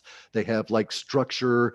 You may, as an agent, not understand why you can't talk about this stuff. Yeah. But at some other level, it like would reveal tons of stuff. So let me give you an exact or a real precise example. So in the blue chicken cult, which is Corey Goode's blue space chickens, right? And all the people that pray to the blue space chickens. There was this person that had a peripheral role. We'll say that her involvement was soft, okay? She was supportive, PR person, made money off of them and this kind of thing, but may not be a blue chicken adherent, but was nonetheless attached to him. Because of all the blow up around the blue chickens trying to copyright secret space program and all these other words that affect a lot of us in this arena, she decided to distance herself from the blue chicken space cult, right? The blue space chicken cult. When she did so, she came out, and a lot of us on this side were expecting reveal, expose, tell all, and she didn't say anything about what was going on in the cult. She supposedly is distanced from them. Interesting. But no, this is the real key thing here. Hang on a second. So she gets on this guy's channel, Joe from the Carolinas, and he's a very nice guy. He's very laid back, and he questions her. Now, me, if she'd come and talk to me, it would have been more of a psychological interrogation. Okay. I mean, I would have gotten really serious about it. And so I'm in there hammering on the chat the whole time she's talking to Joe. And I keep repeating this same question over and over and over again, because all I wanted was the same question answered. And it was whether or not Corey Good's wife had to use notes in this interview that this woman did with Corey Good's wife. Okay. I'm not bringing up the woman. She's not particularly germane to this. She, in the entire many hours discussion that evening and over several days, the only single solid fact that she let loose was, and that was only because I insisted and hammered and hammered and hammered. She finally just said it just to get rid of me because she was emotionally fragile at that point, was that indeed Corey Good's wife had to use notes to keep the timeline straight during the interview. Wow. Now, exactly.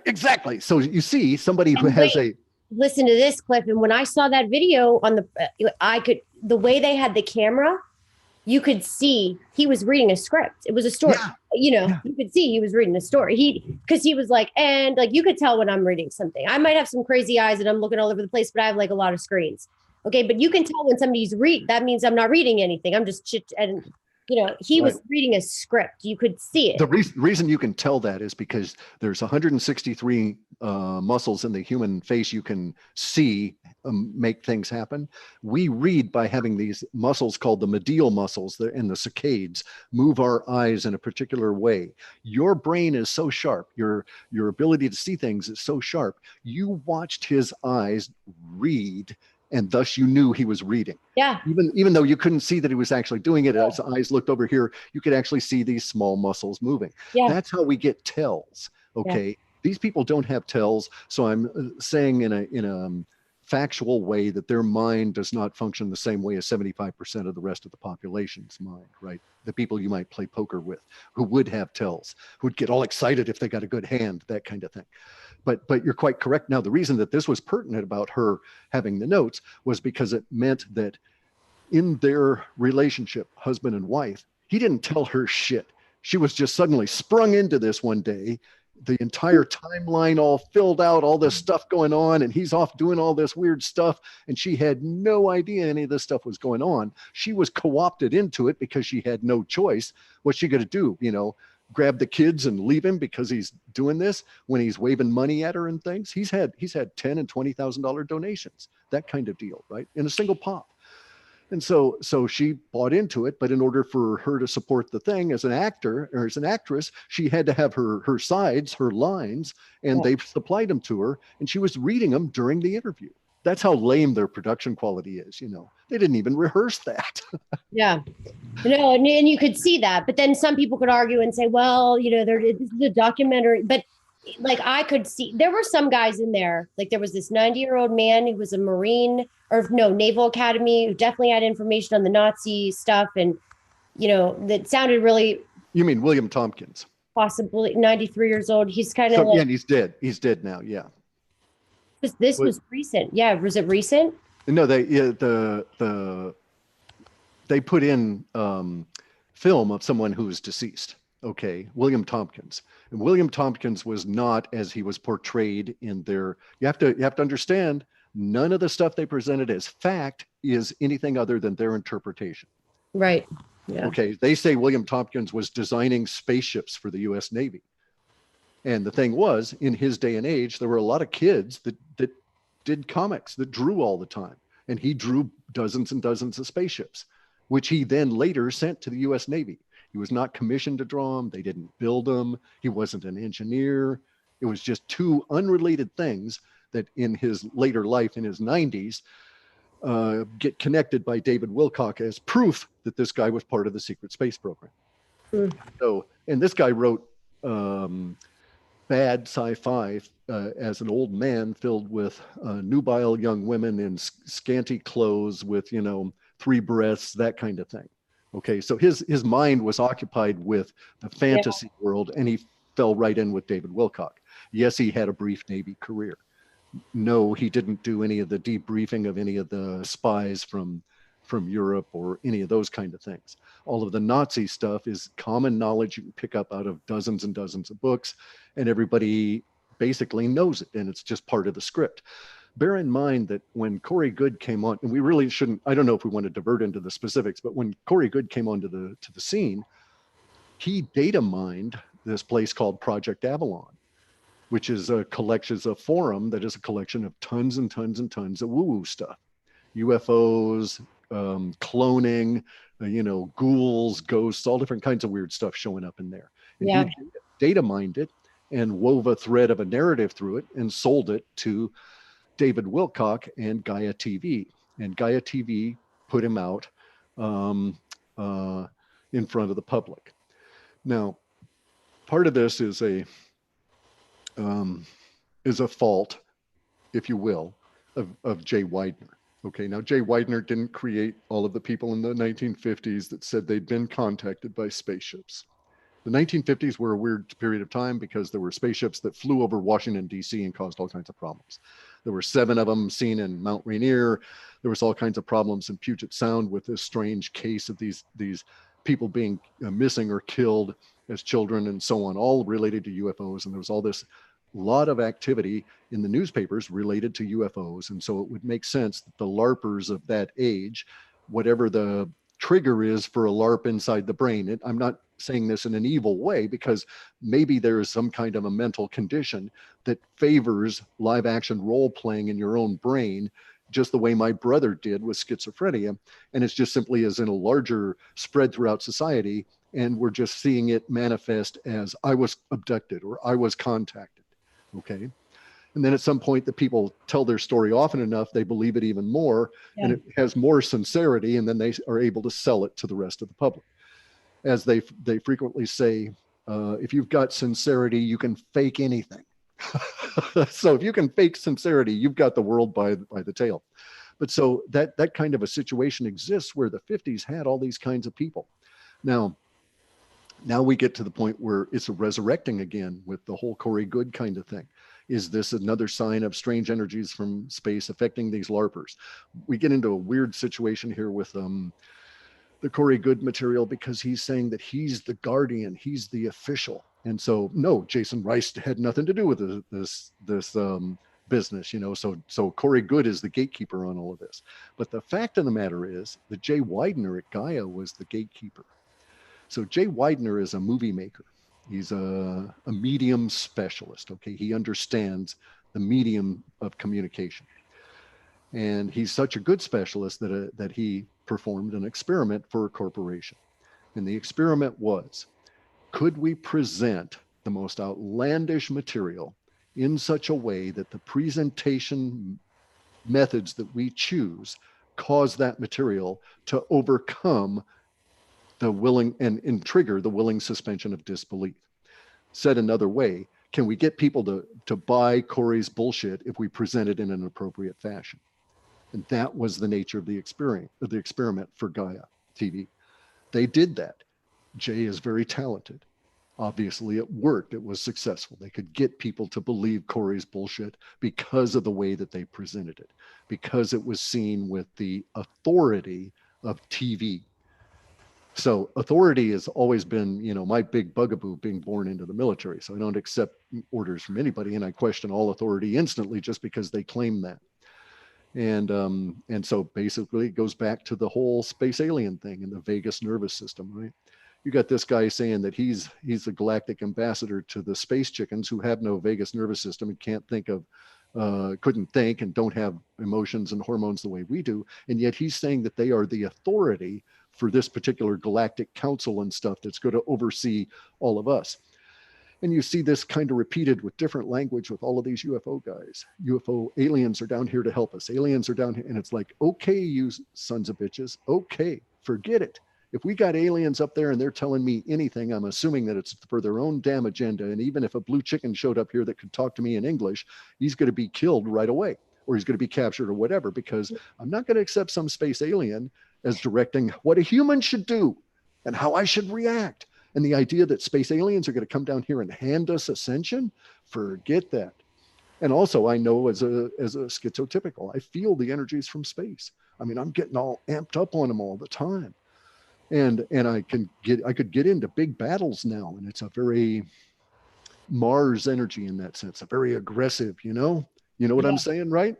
And it's so funny because we'll find out because per his chart, 222, 1960, he has Saturn conjunct Moon and Jupiter, and it's his Saturn return. So we'll find out all. So Oh, and that's a bitch too. When Saturn comes back to oh, that's how I look at it. I'll just let the astrology to answer that, because it's true. Like I mean, we'll see. yeah. And it's what is it? It's a 28-year cycle or something like that. So it's a long term. So Heavy. you have one, and then to have another one Yeah, usually is rare. So he's having his second one, and yeah. then and it's he's got an interesting chart. So you understand his moon, the way he thinks is sitting with Saturn and Jupiter. It's like the two conflicts. It's called like, Saturn is discipline, restrictions, Right. work with Jupiter in Sagittarius. It's like this is so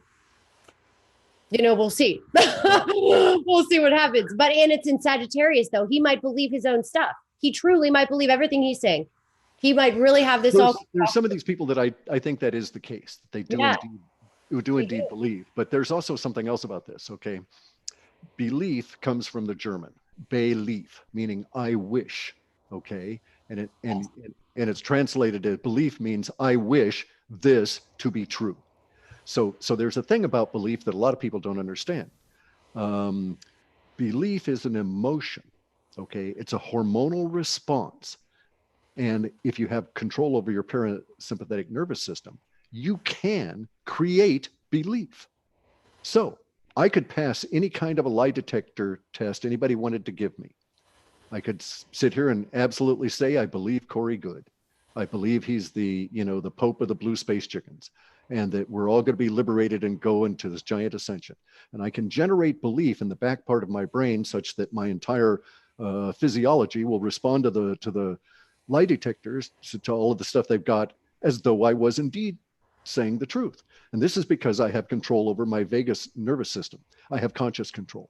A lot of people have control over it, but it's kind of this weird sort of a wonky control because they're not aware of the mechanisms that they have to do in their head to have a concrete kind of control.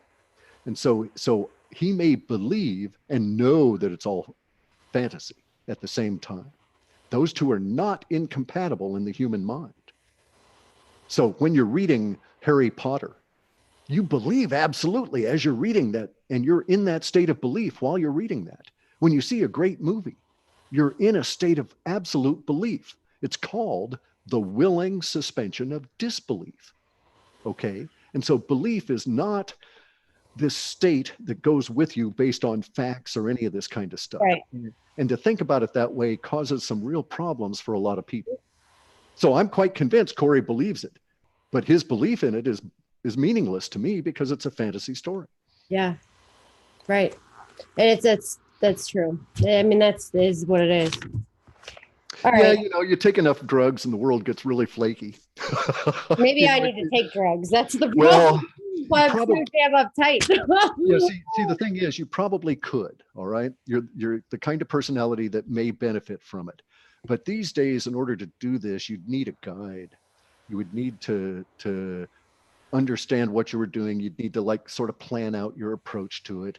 A little tiny bit just to get the flavor of the chemical and the feeling of the effects, and then jump into the shamanic dose later on after you've had some understanding of what it's like to come back and put your personality together. And you may decide after a recreational kind of an experience that way that you don't wish to do that shamanic. A lot of people don't. It's Yeah. dangerous out there.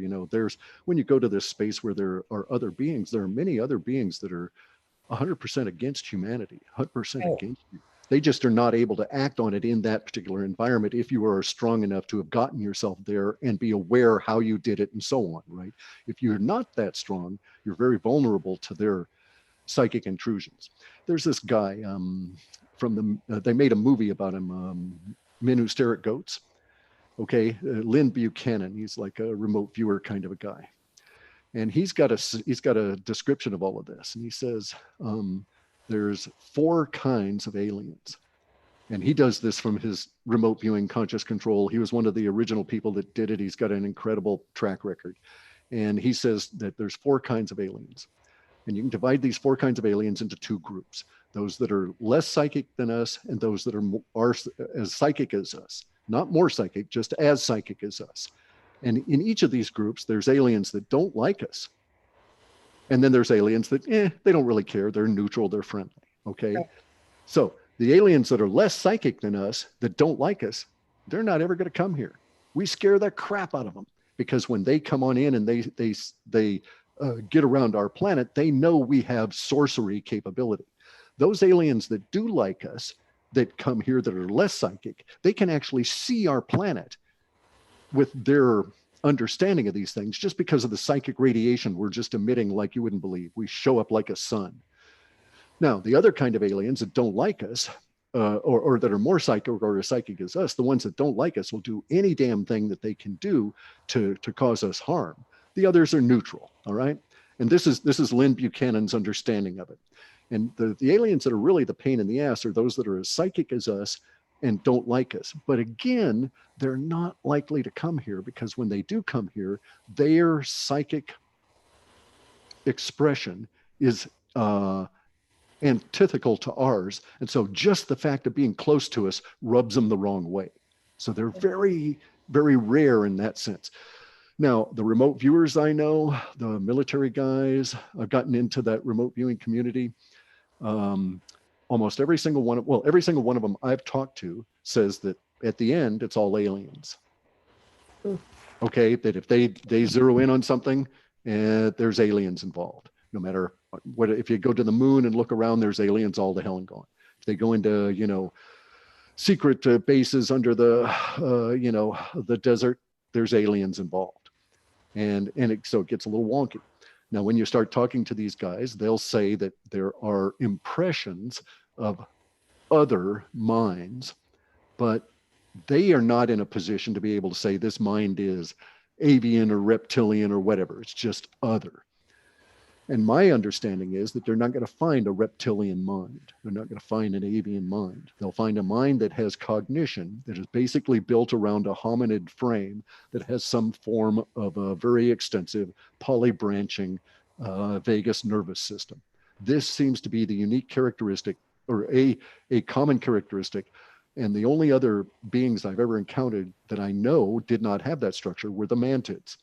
And they were not able to, or I didn't get to the point where they were able to explain to me how they were able to function without hormones and without the vagus nervous system and still have cognition, which they did. Okay. So they could think. They didn't have a theory of mind as we understand it. So what one mantid thought, he could not teach another mantid if they didn't have this sort of a form of telepathy, a shared experience, then no mantid would be able to share any other mantid's thoughts.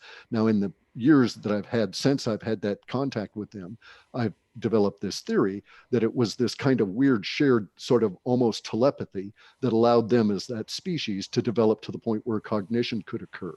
And that because they didn't need training, they didn't need the ability to have love, they could progress as a species and as a civilization because they had the ability to share thoughts and could work towards a common goal. But they didn't have emotions behind that, right? If one of them decided not to work for the common goal, the others aren't going to give them any shit for it. Right. Yeah. People are going crazy in this chat about these drugs. They're like, Heidi, yeah, you need to go.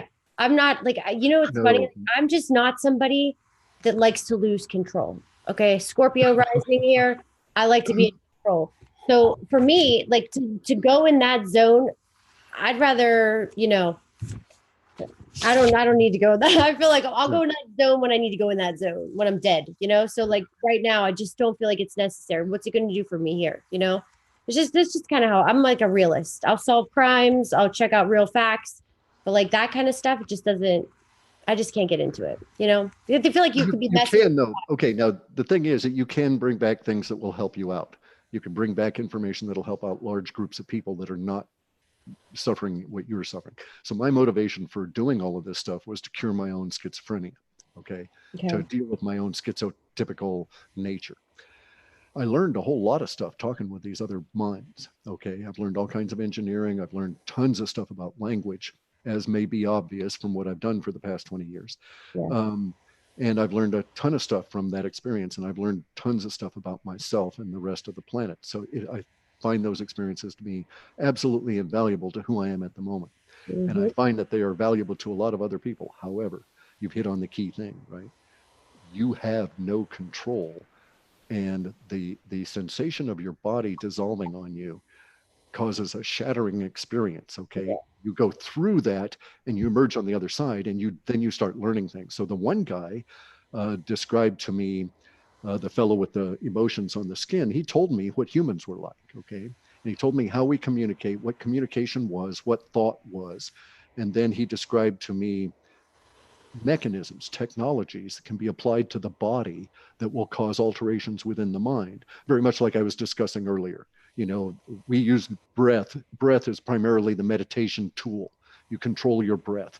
You look at a flame so that you concentrate your eyes on that flame. But your parasympathetic control is to shift you into, so you're controlling the vagus nervous system.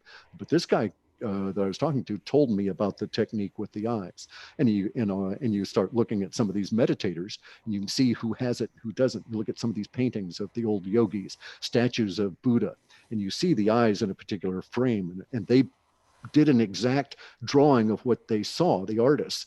They, without any understanding what he was doing at that time. But to somebody who's been told and who's experienced that, it's like, aha, that bastard knew.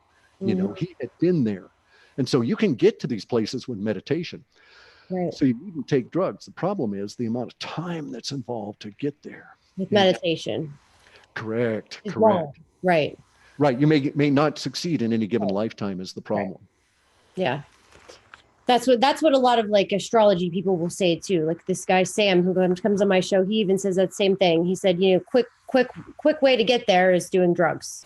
Yep, yep. And And the it's a reason that hard. that is, okay, the reason that that is because we live in a particular kind of a body that has hormonal receptors for these drugs.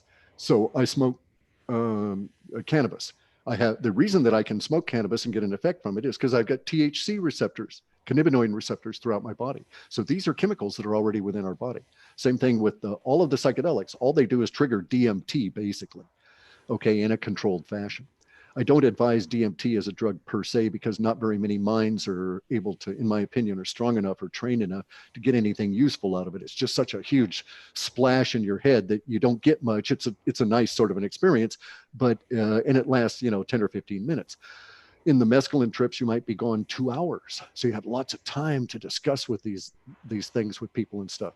But this guy in the mescaline trip told me all about how humans work relative to cognition and all these tools, and in many cases in these experiences, the first thing that comes out of the other mind that you're in contact with is, welcome, you've also discovered this path, technology, tool, etc., referring back to the psychedelic. Mhm. Okay, so universe provides us with the receptors in our bodies as well as the plants to trigger them.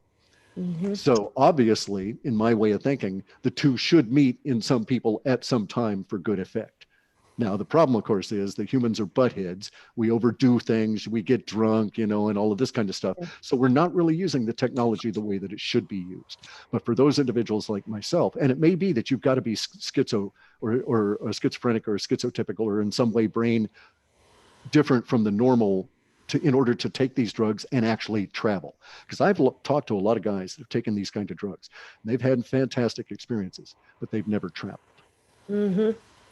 Yeah. I've never heard of traveling. I've heard of people just say they've seen weird stuff. They get scared, just like nothing that really excited me that made me want to take it. Like nothing that made me sound like, ooh, that sounds fun.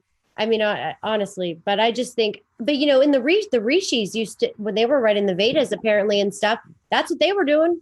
Yep. They were Yep. doing, drinking teas and all this, funny tea Well, or okay. whatever, So here's right? something, right? And this is I'm going to dox you in a previous life. All right. Okay. Okay. So this is with your permission. I can discuss this. All right. Even though we're Absolutely. Go ahead. okay. So because of my perception, that has been altered by these drugs, I can see things in individuals and in patterns that suggest to my mind certain ideas. Okay. So I'm not saying this is factual. I'm saying that my mind has keyed in on certain things that I've seen in your personality that make me think that your last existence was in the time of the German or the Dutch or the Spanish Inquisition. Okay. Now, what people don't understand about humans, I needn't get into the triune human stuff and all of that, but humans, when they reincarnate, don't come back right away. It's very rare, extremely rare. It's usually a life that hasn't had much happen in one life, and so you're reborn right away. If you've got a lot of shit going on in your life, you're in the metempsychosis between lives for a long time. So you basically work through your karma, integrate it, take a long rest before diving in again, right? And so in my way of understanding things, your last incarnation was in the, 14 through say 1600s in Middle Europe, and you were killed as a witch. All right. Now, what's the Inquisition? Everybody has heard about the Spanish Inquisition and the terrible things that were done to the Spanish Jews at the time in order to get money from them. And that was what it was a money grab. My roots are all from Germany and in that area too, just so everybody knows. Yeah. And in Germany, it was different. All right. In Germany, it was so methodically, religiously oriented that whole towns had every living female killed. Didn't matter how old that female was. Infants were killed, toddlers were killed. All of the women in that village were killed. It was so common in the German Inquisition that there were whole towns that were bereft of women. And it caused major social changes within the German states that were all sort of loosely aligned at the time, right? And a lot of it, and all of it had to do with psychedelics. Okay, so the women that were killed because some women were using psychedelics to journey, and they were perceived of as the witches. They were also the ones who administered the psychedelics as treatments and cures and palliatives to the rest of the people in the town. So you can take a little tiny bit of psilocybin and you can get yourself not affected by anxiety. You can take a little bit more and you can cure a craving for sugar. You can take a little bit more and cure your craving for alcohol. And these kind of mind changes were being done through the psychedelic media, and they were directed by women. Women were the medicinal infrastructure of that social order. And at some point, they ran into a collision with the patriarchy of the Catholic Church. And the Catholic Church said, basically, nobody's, and this is when I won't go into that, but anyway, the Catholic Church had invaded Germany in a big way and was making a big push in there. And we got a word from this. When they did that, the Germans invented a new word from what these people kept saying.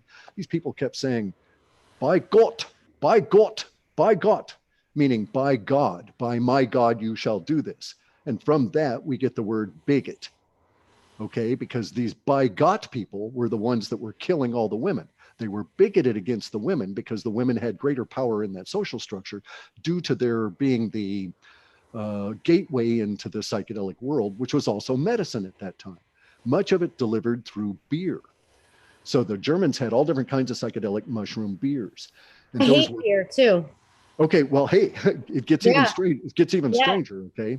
Because the German women that were in charge of the psychedelics were told you can't, it was a law, you can't make beer with mushrooms anymore. The Catholic Church figured that would do it, right? You can't make beer, these women won't have their psychedelic tools and they're gone. Well, the women started doing psychedelic vaginal poultices, okay? And so they would have the psychedelics, they would take them in a way that men could not. They would journey, they would get all this information, and the church was really, really, really ticked off at it.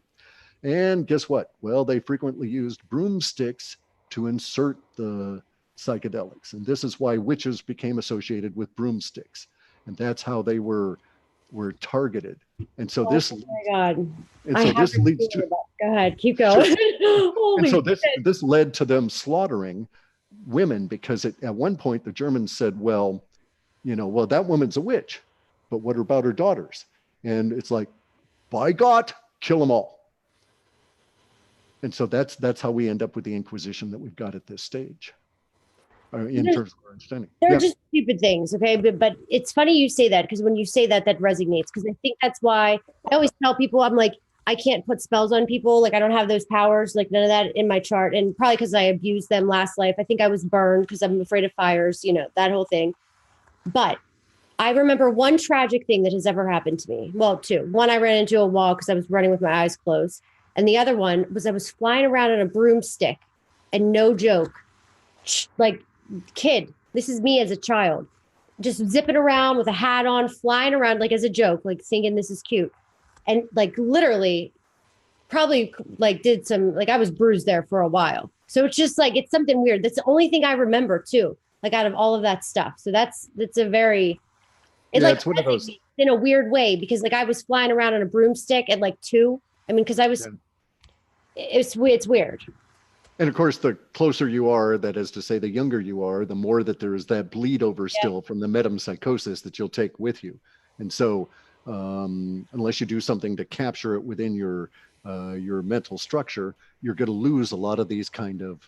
They're not even really memories, okay? They're impressions, feelings, you know, states of being, and so on. And they go away, and they're just subsumed by all of the crap we get into and all the, you know, the bluebird, spacebird shit around.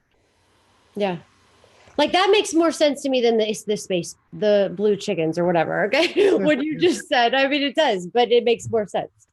All right. I'm going to let you go, but can I take two questions? Somebody did a super chat. Nomos that the, oh God, I wish I would have read this down better. No, Nommos. Sure, the Nemos, right. Yeah, Nemos. Oh God, that's ridiculous. Okay, go ahead. Yeah, Nemos. What about what do they want to know? What do they want to know? that? They just want to know about him. Okay, so there's an anomaly. Okay, we have the cone heads, you know, we've got their skulls, we've got their big bones, and we've even got bones of giants and stuff. There's also another anomaly that we have through our historical record, and that is these carvings that appear in countless cultures across many, many, many ages. Maybe this single carving has been replicated for 3,000 or 4,000 years in various cultures around the planet, in some of the most isolated cultures you can imagine, you know, in the Philippines, in Micronesia, and Melanesia, places where there's tight structure, but they're not going to have contact with the outside world. These sculptures, these carvings, these petroglyphs are all of these really ugly marine animals, okay? These fish beings that can't walk, but have sort of little legs with sort of little feet, but they're not really as useful as like even seal feet, but they're obviously intelligent. They're fish beings, and the replication of these ugly beings is the same level of ugliness is transmitted throughout all of these drawings across all of these cultures around the whole damn planet. You can find these drawings in the far north, the equator, or the far south. It doesn't matter where you go. And these are drawings of the Nemo. The Nemo were the first species that came here, and they built us. Okay. And so if I did a long talk with this, With Jenny. Yeah. Correct. So I was just going to say, go and look at. Go to Jenny's channel and go. Honestly, that was a great chat. Yeah. Definitely go watch that because Jenny Moonstone, it's on my show every week. You know that go watch her. Cliff has a great thing on that. The whole presentation's basically on this. Yeah, that's all it was. Yeah. Yeah. We go into great detail about it. Yeah. Right. All right. And then let's see, was there another one? Sirius B. Sure. That's part of the whole Nemo thing, okay? Because Sirius is a presumed star. If you're just looking up in the night sky, you can see a bright star, very bright star. Right. It's actually 3 stars, Sirius A, B, and C, and there's planets around the Sirius star. The Sirius star is actually a star cluster that's separated by many hundreds of light years, but from our perspective, it all seems to be like basically one dot. There's no way we could have ever known that there was a binary solar system, that there were actually 2 stars orbiting each other. And in fact, that there's a little tiny 3rd star way the hell out there. And the Dogon knew this, and we only discovered this in the 1950s forward using technology, and they've known it for thousands of years. And in fact, a whole huge number of tribes in Africa used to describe this one little seed as Sirius C. It was the smallest food seed they had, and so it represented the small Sirius star. And that you can't see that with your eyes. I can't even see the separation with the from the Sirius star cluster with these magnifying night vision goggles, but I can clearly see Okay, so if you're going out and looking in the sky, the average human can see 600 stars. A lot of those are actually constellations or galaxies, but from our perspective, they look like stars. Until you get these night vision goggles, then you're seeing 60,000 things in the sky, and you can easily separate out star clusters from individual stars. And you can't see Sirius B or C with these. And yet the Dogon knew about this. Well, they knew about it because the Nemo told them. And Lyrans? Yeah. Okay. So that gets back into there's no proof that we've ever had any contact with any of these kind of things. There's a lot of the rumors that we've seen aliens and we've interacted with them, and it goes back to even into the Nazi Thule Society stuff, but we don't have any evidence. And so when people start saying, Pleiadians, I know, the Pleiadian spy thing, but I'm just throwing up, when people, when they start throwing up Lyrans or, Zeta Reticuli and this sort of thing, we do not have any evidentiary support that there's any life that's ever visited us from there. There's some hints in our literatures and stuff for Zeta Reticuli being associated with the Greys. The Greys are of a nature of a kind of a being that could transit outside of time without being affected as much as we are. This is because the Greys are a fourth order being. They all look alike. Okay, there's very, very, very little differentiation to them, which tells me that they're much cruder as a being than we are. They're nowhere near as advanced. They may not even have a vagus nervous system, as far as I know. But there's something about the nature of the order of beings. We're fifth order beings. We're very highly differentiated. We have a huge range in our species, and so fourth order beings are much closer together in terms of their nature. Third order beings, you just can't tell apart. So an amoeba is the third order being, or a paramecium. You can't really tell one from another. There's no differentiation. You get to fourth order, there's some small level of differentiation. You can tell one type of chicken from another type of chicken, but within those type of chickens, there's not really that much differentiation within the individual types. All Baird rocks look alike, all Americunas look alike, basically. But when you get to fifth order, you start getting into the spread of complexity and differentiation. This is the natural evolution of universe, greater and greater and greater and greater complexity. Not, as people will tell you in the UFO world, for us to go and destroy our DNA and turn into the Greys and then come back in time to try and capture new DNA to rebuild ourselves. Bullshit, guys. DNA doesn't structure our lives any more than, the number of sand grains in your house or anything like that. DNA is not as people have been told, right? It's a storage system. It's not a mold. And so the way in which we think about things is totally screwed. But the Lyrans, the Zeta Reticulans, and so on. Zeta Reticuli is the only one that I've ever found any kind of substantiation within the vast areas of literature that you can get at that suggest we've actually had some knowledge of that system. When the only way we could is if someone came here from there. Now, it's also true, in my opinion, our transistors, fiber optics, printed circuit boards, all of these different kinds of things are from captured or destroyed or damaged alien vessels that we've re-engineered. And so I do believe there's been contact. And that's what I think this giant secrecy system is all about. And that's why I think we're missing $21 trillion. Not because it took that much to re-engineer the ships, but it took that much to kill a lot of people and keep this whole thing secret. Keep it secret. Yeah. And we've now reached that point, by the way, where the amount of money going to secrecy is many times every year what we're actually spending on this stuff we're trying to keep secret. So we're in that snowball place where it's about to break open. After thinking about that, it definitely confirmed the United States is a Scorpio rising chart, though, because it's all about secrets. Somebody just asked Rh negative blood. That's a whole. That's going to be a whole thing on its own. Okay. We can't. I've got to get some more water and do other stuff. So I don't have the time for that. That's another hour or two. Yeah. All right. Well, next show we'll do that. Next show. There you go. There you go. All right. Cool. Well, that's good. Thanks so much, Cliff. And I'm sure everybody enjoyed this because it was different. So cool. And I hope the is satisfied with your report. Yeah, I love it. I love talking. I like talking about this stuff with somebody that's a logical person. That's what you need to hear. All right. Thank you so much. And thanks guys for watching and have a great weekend.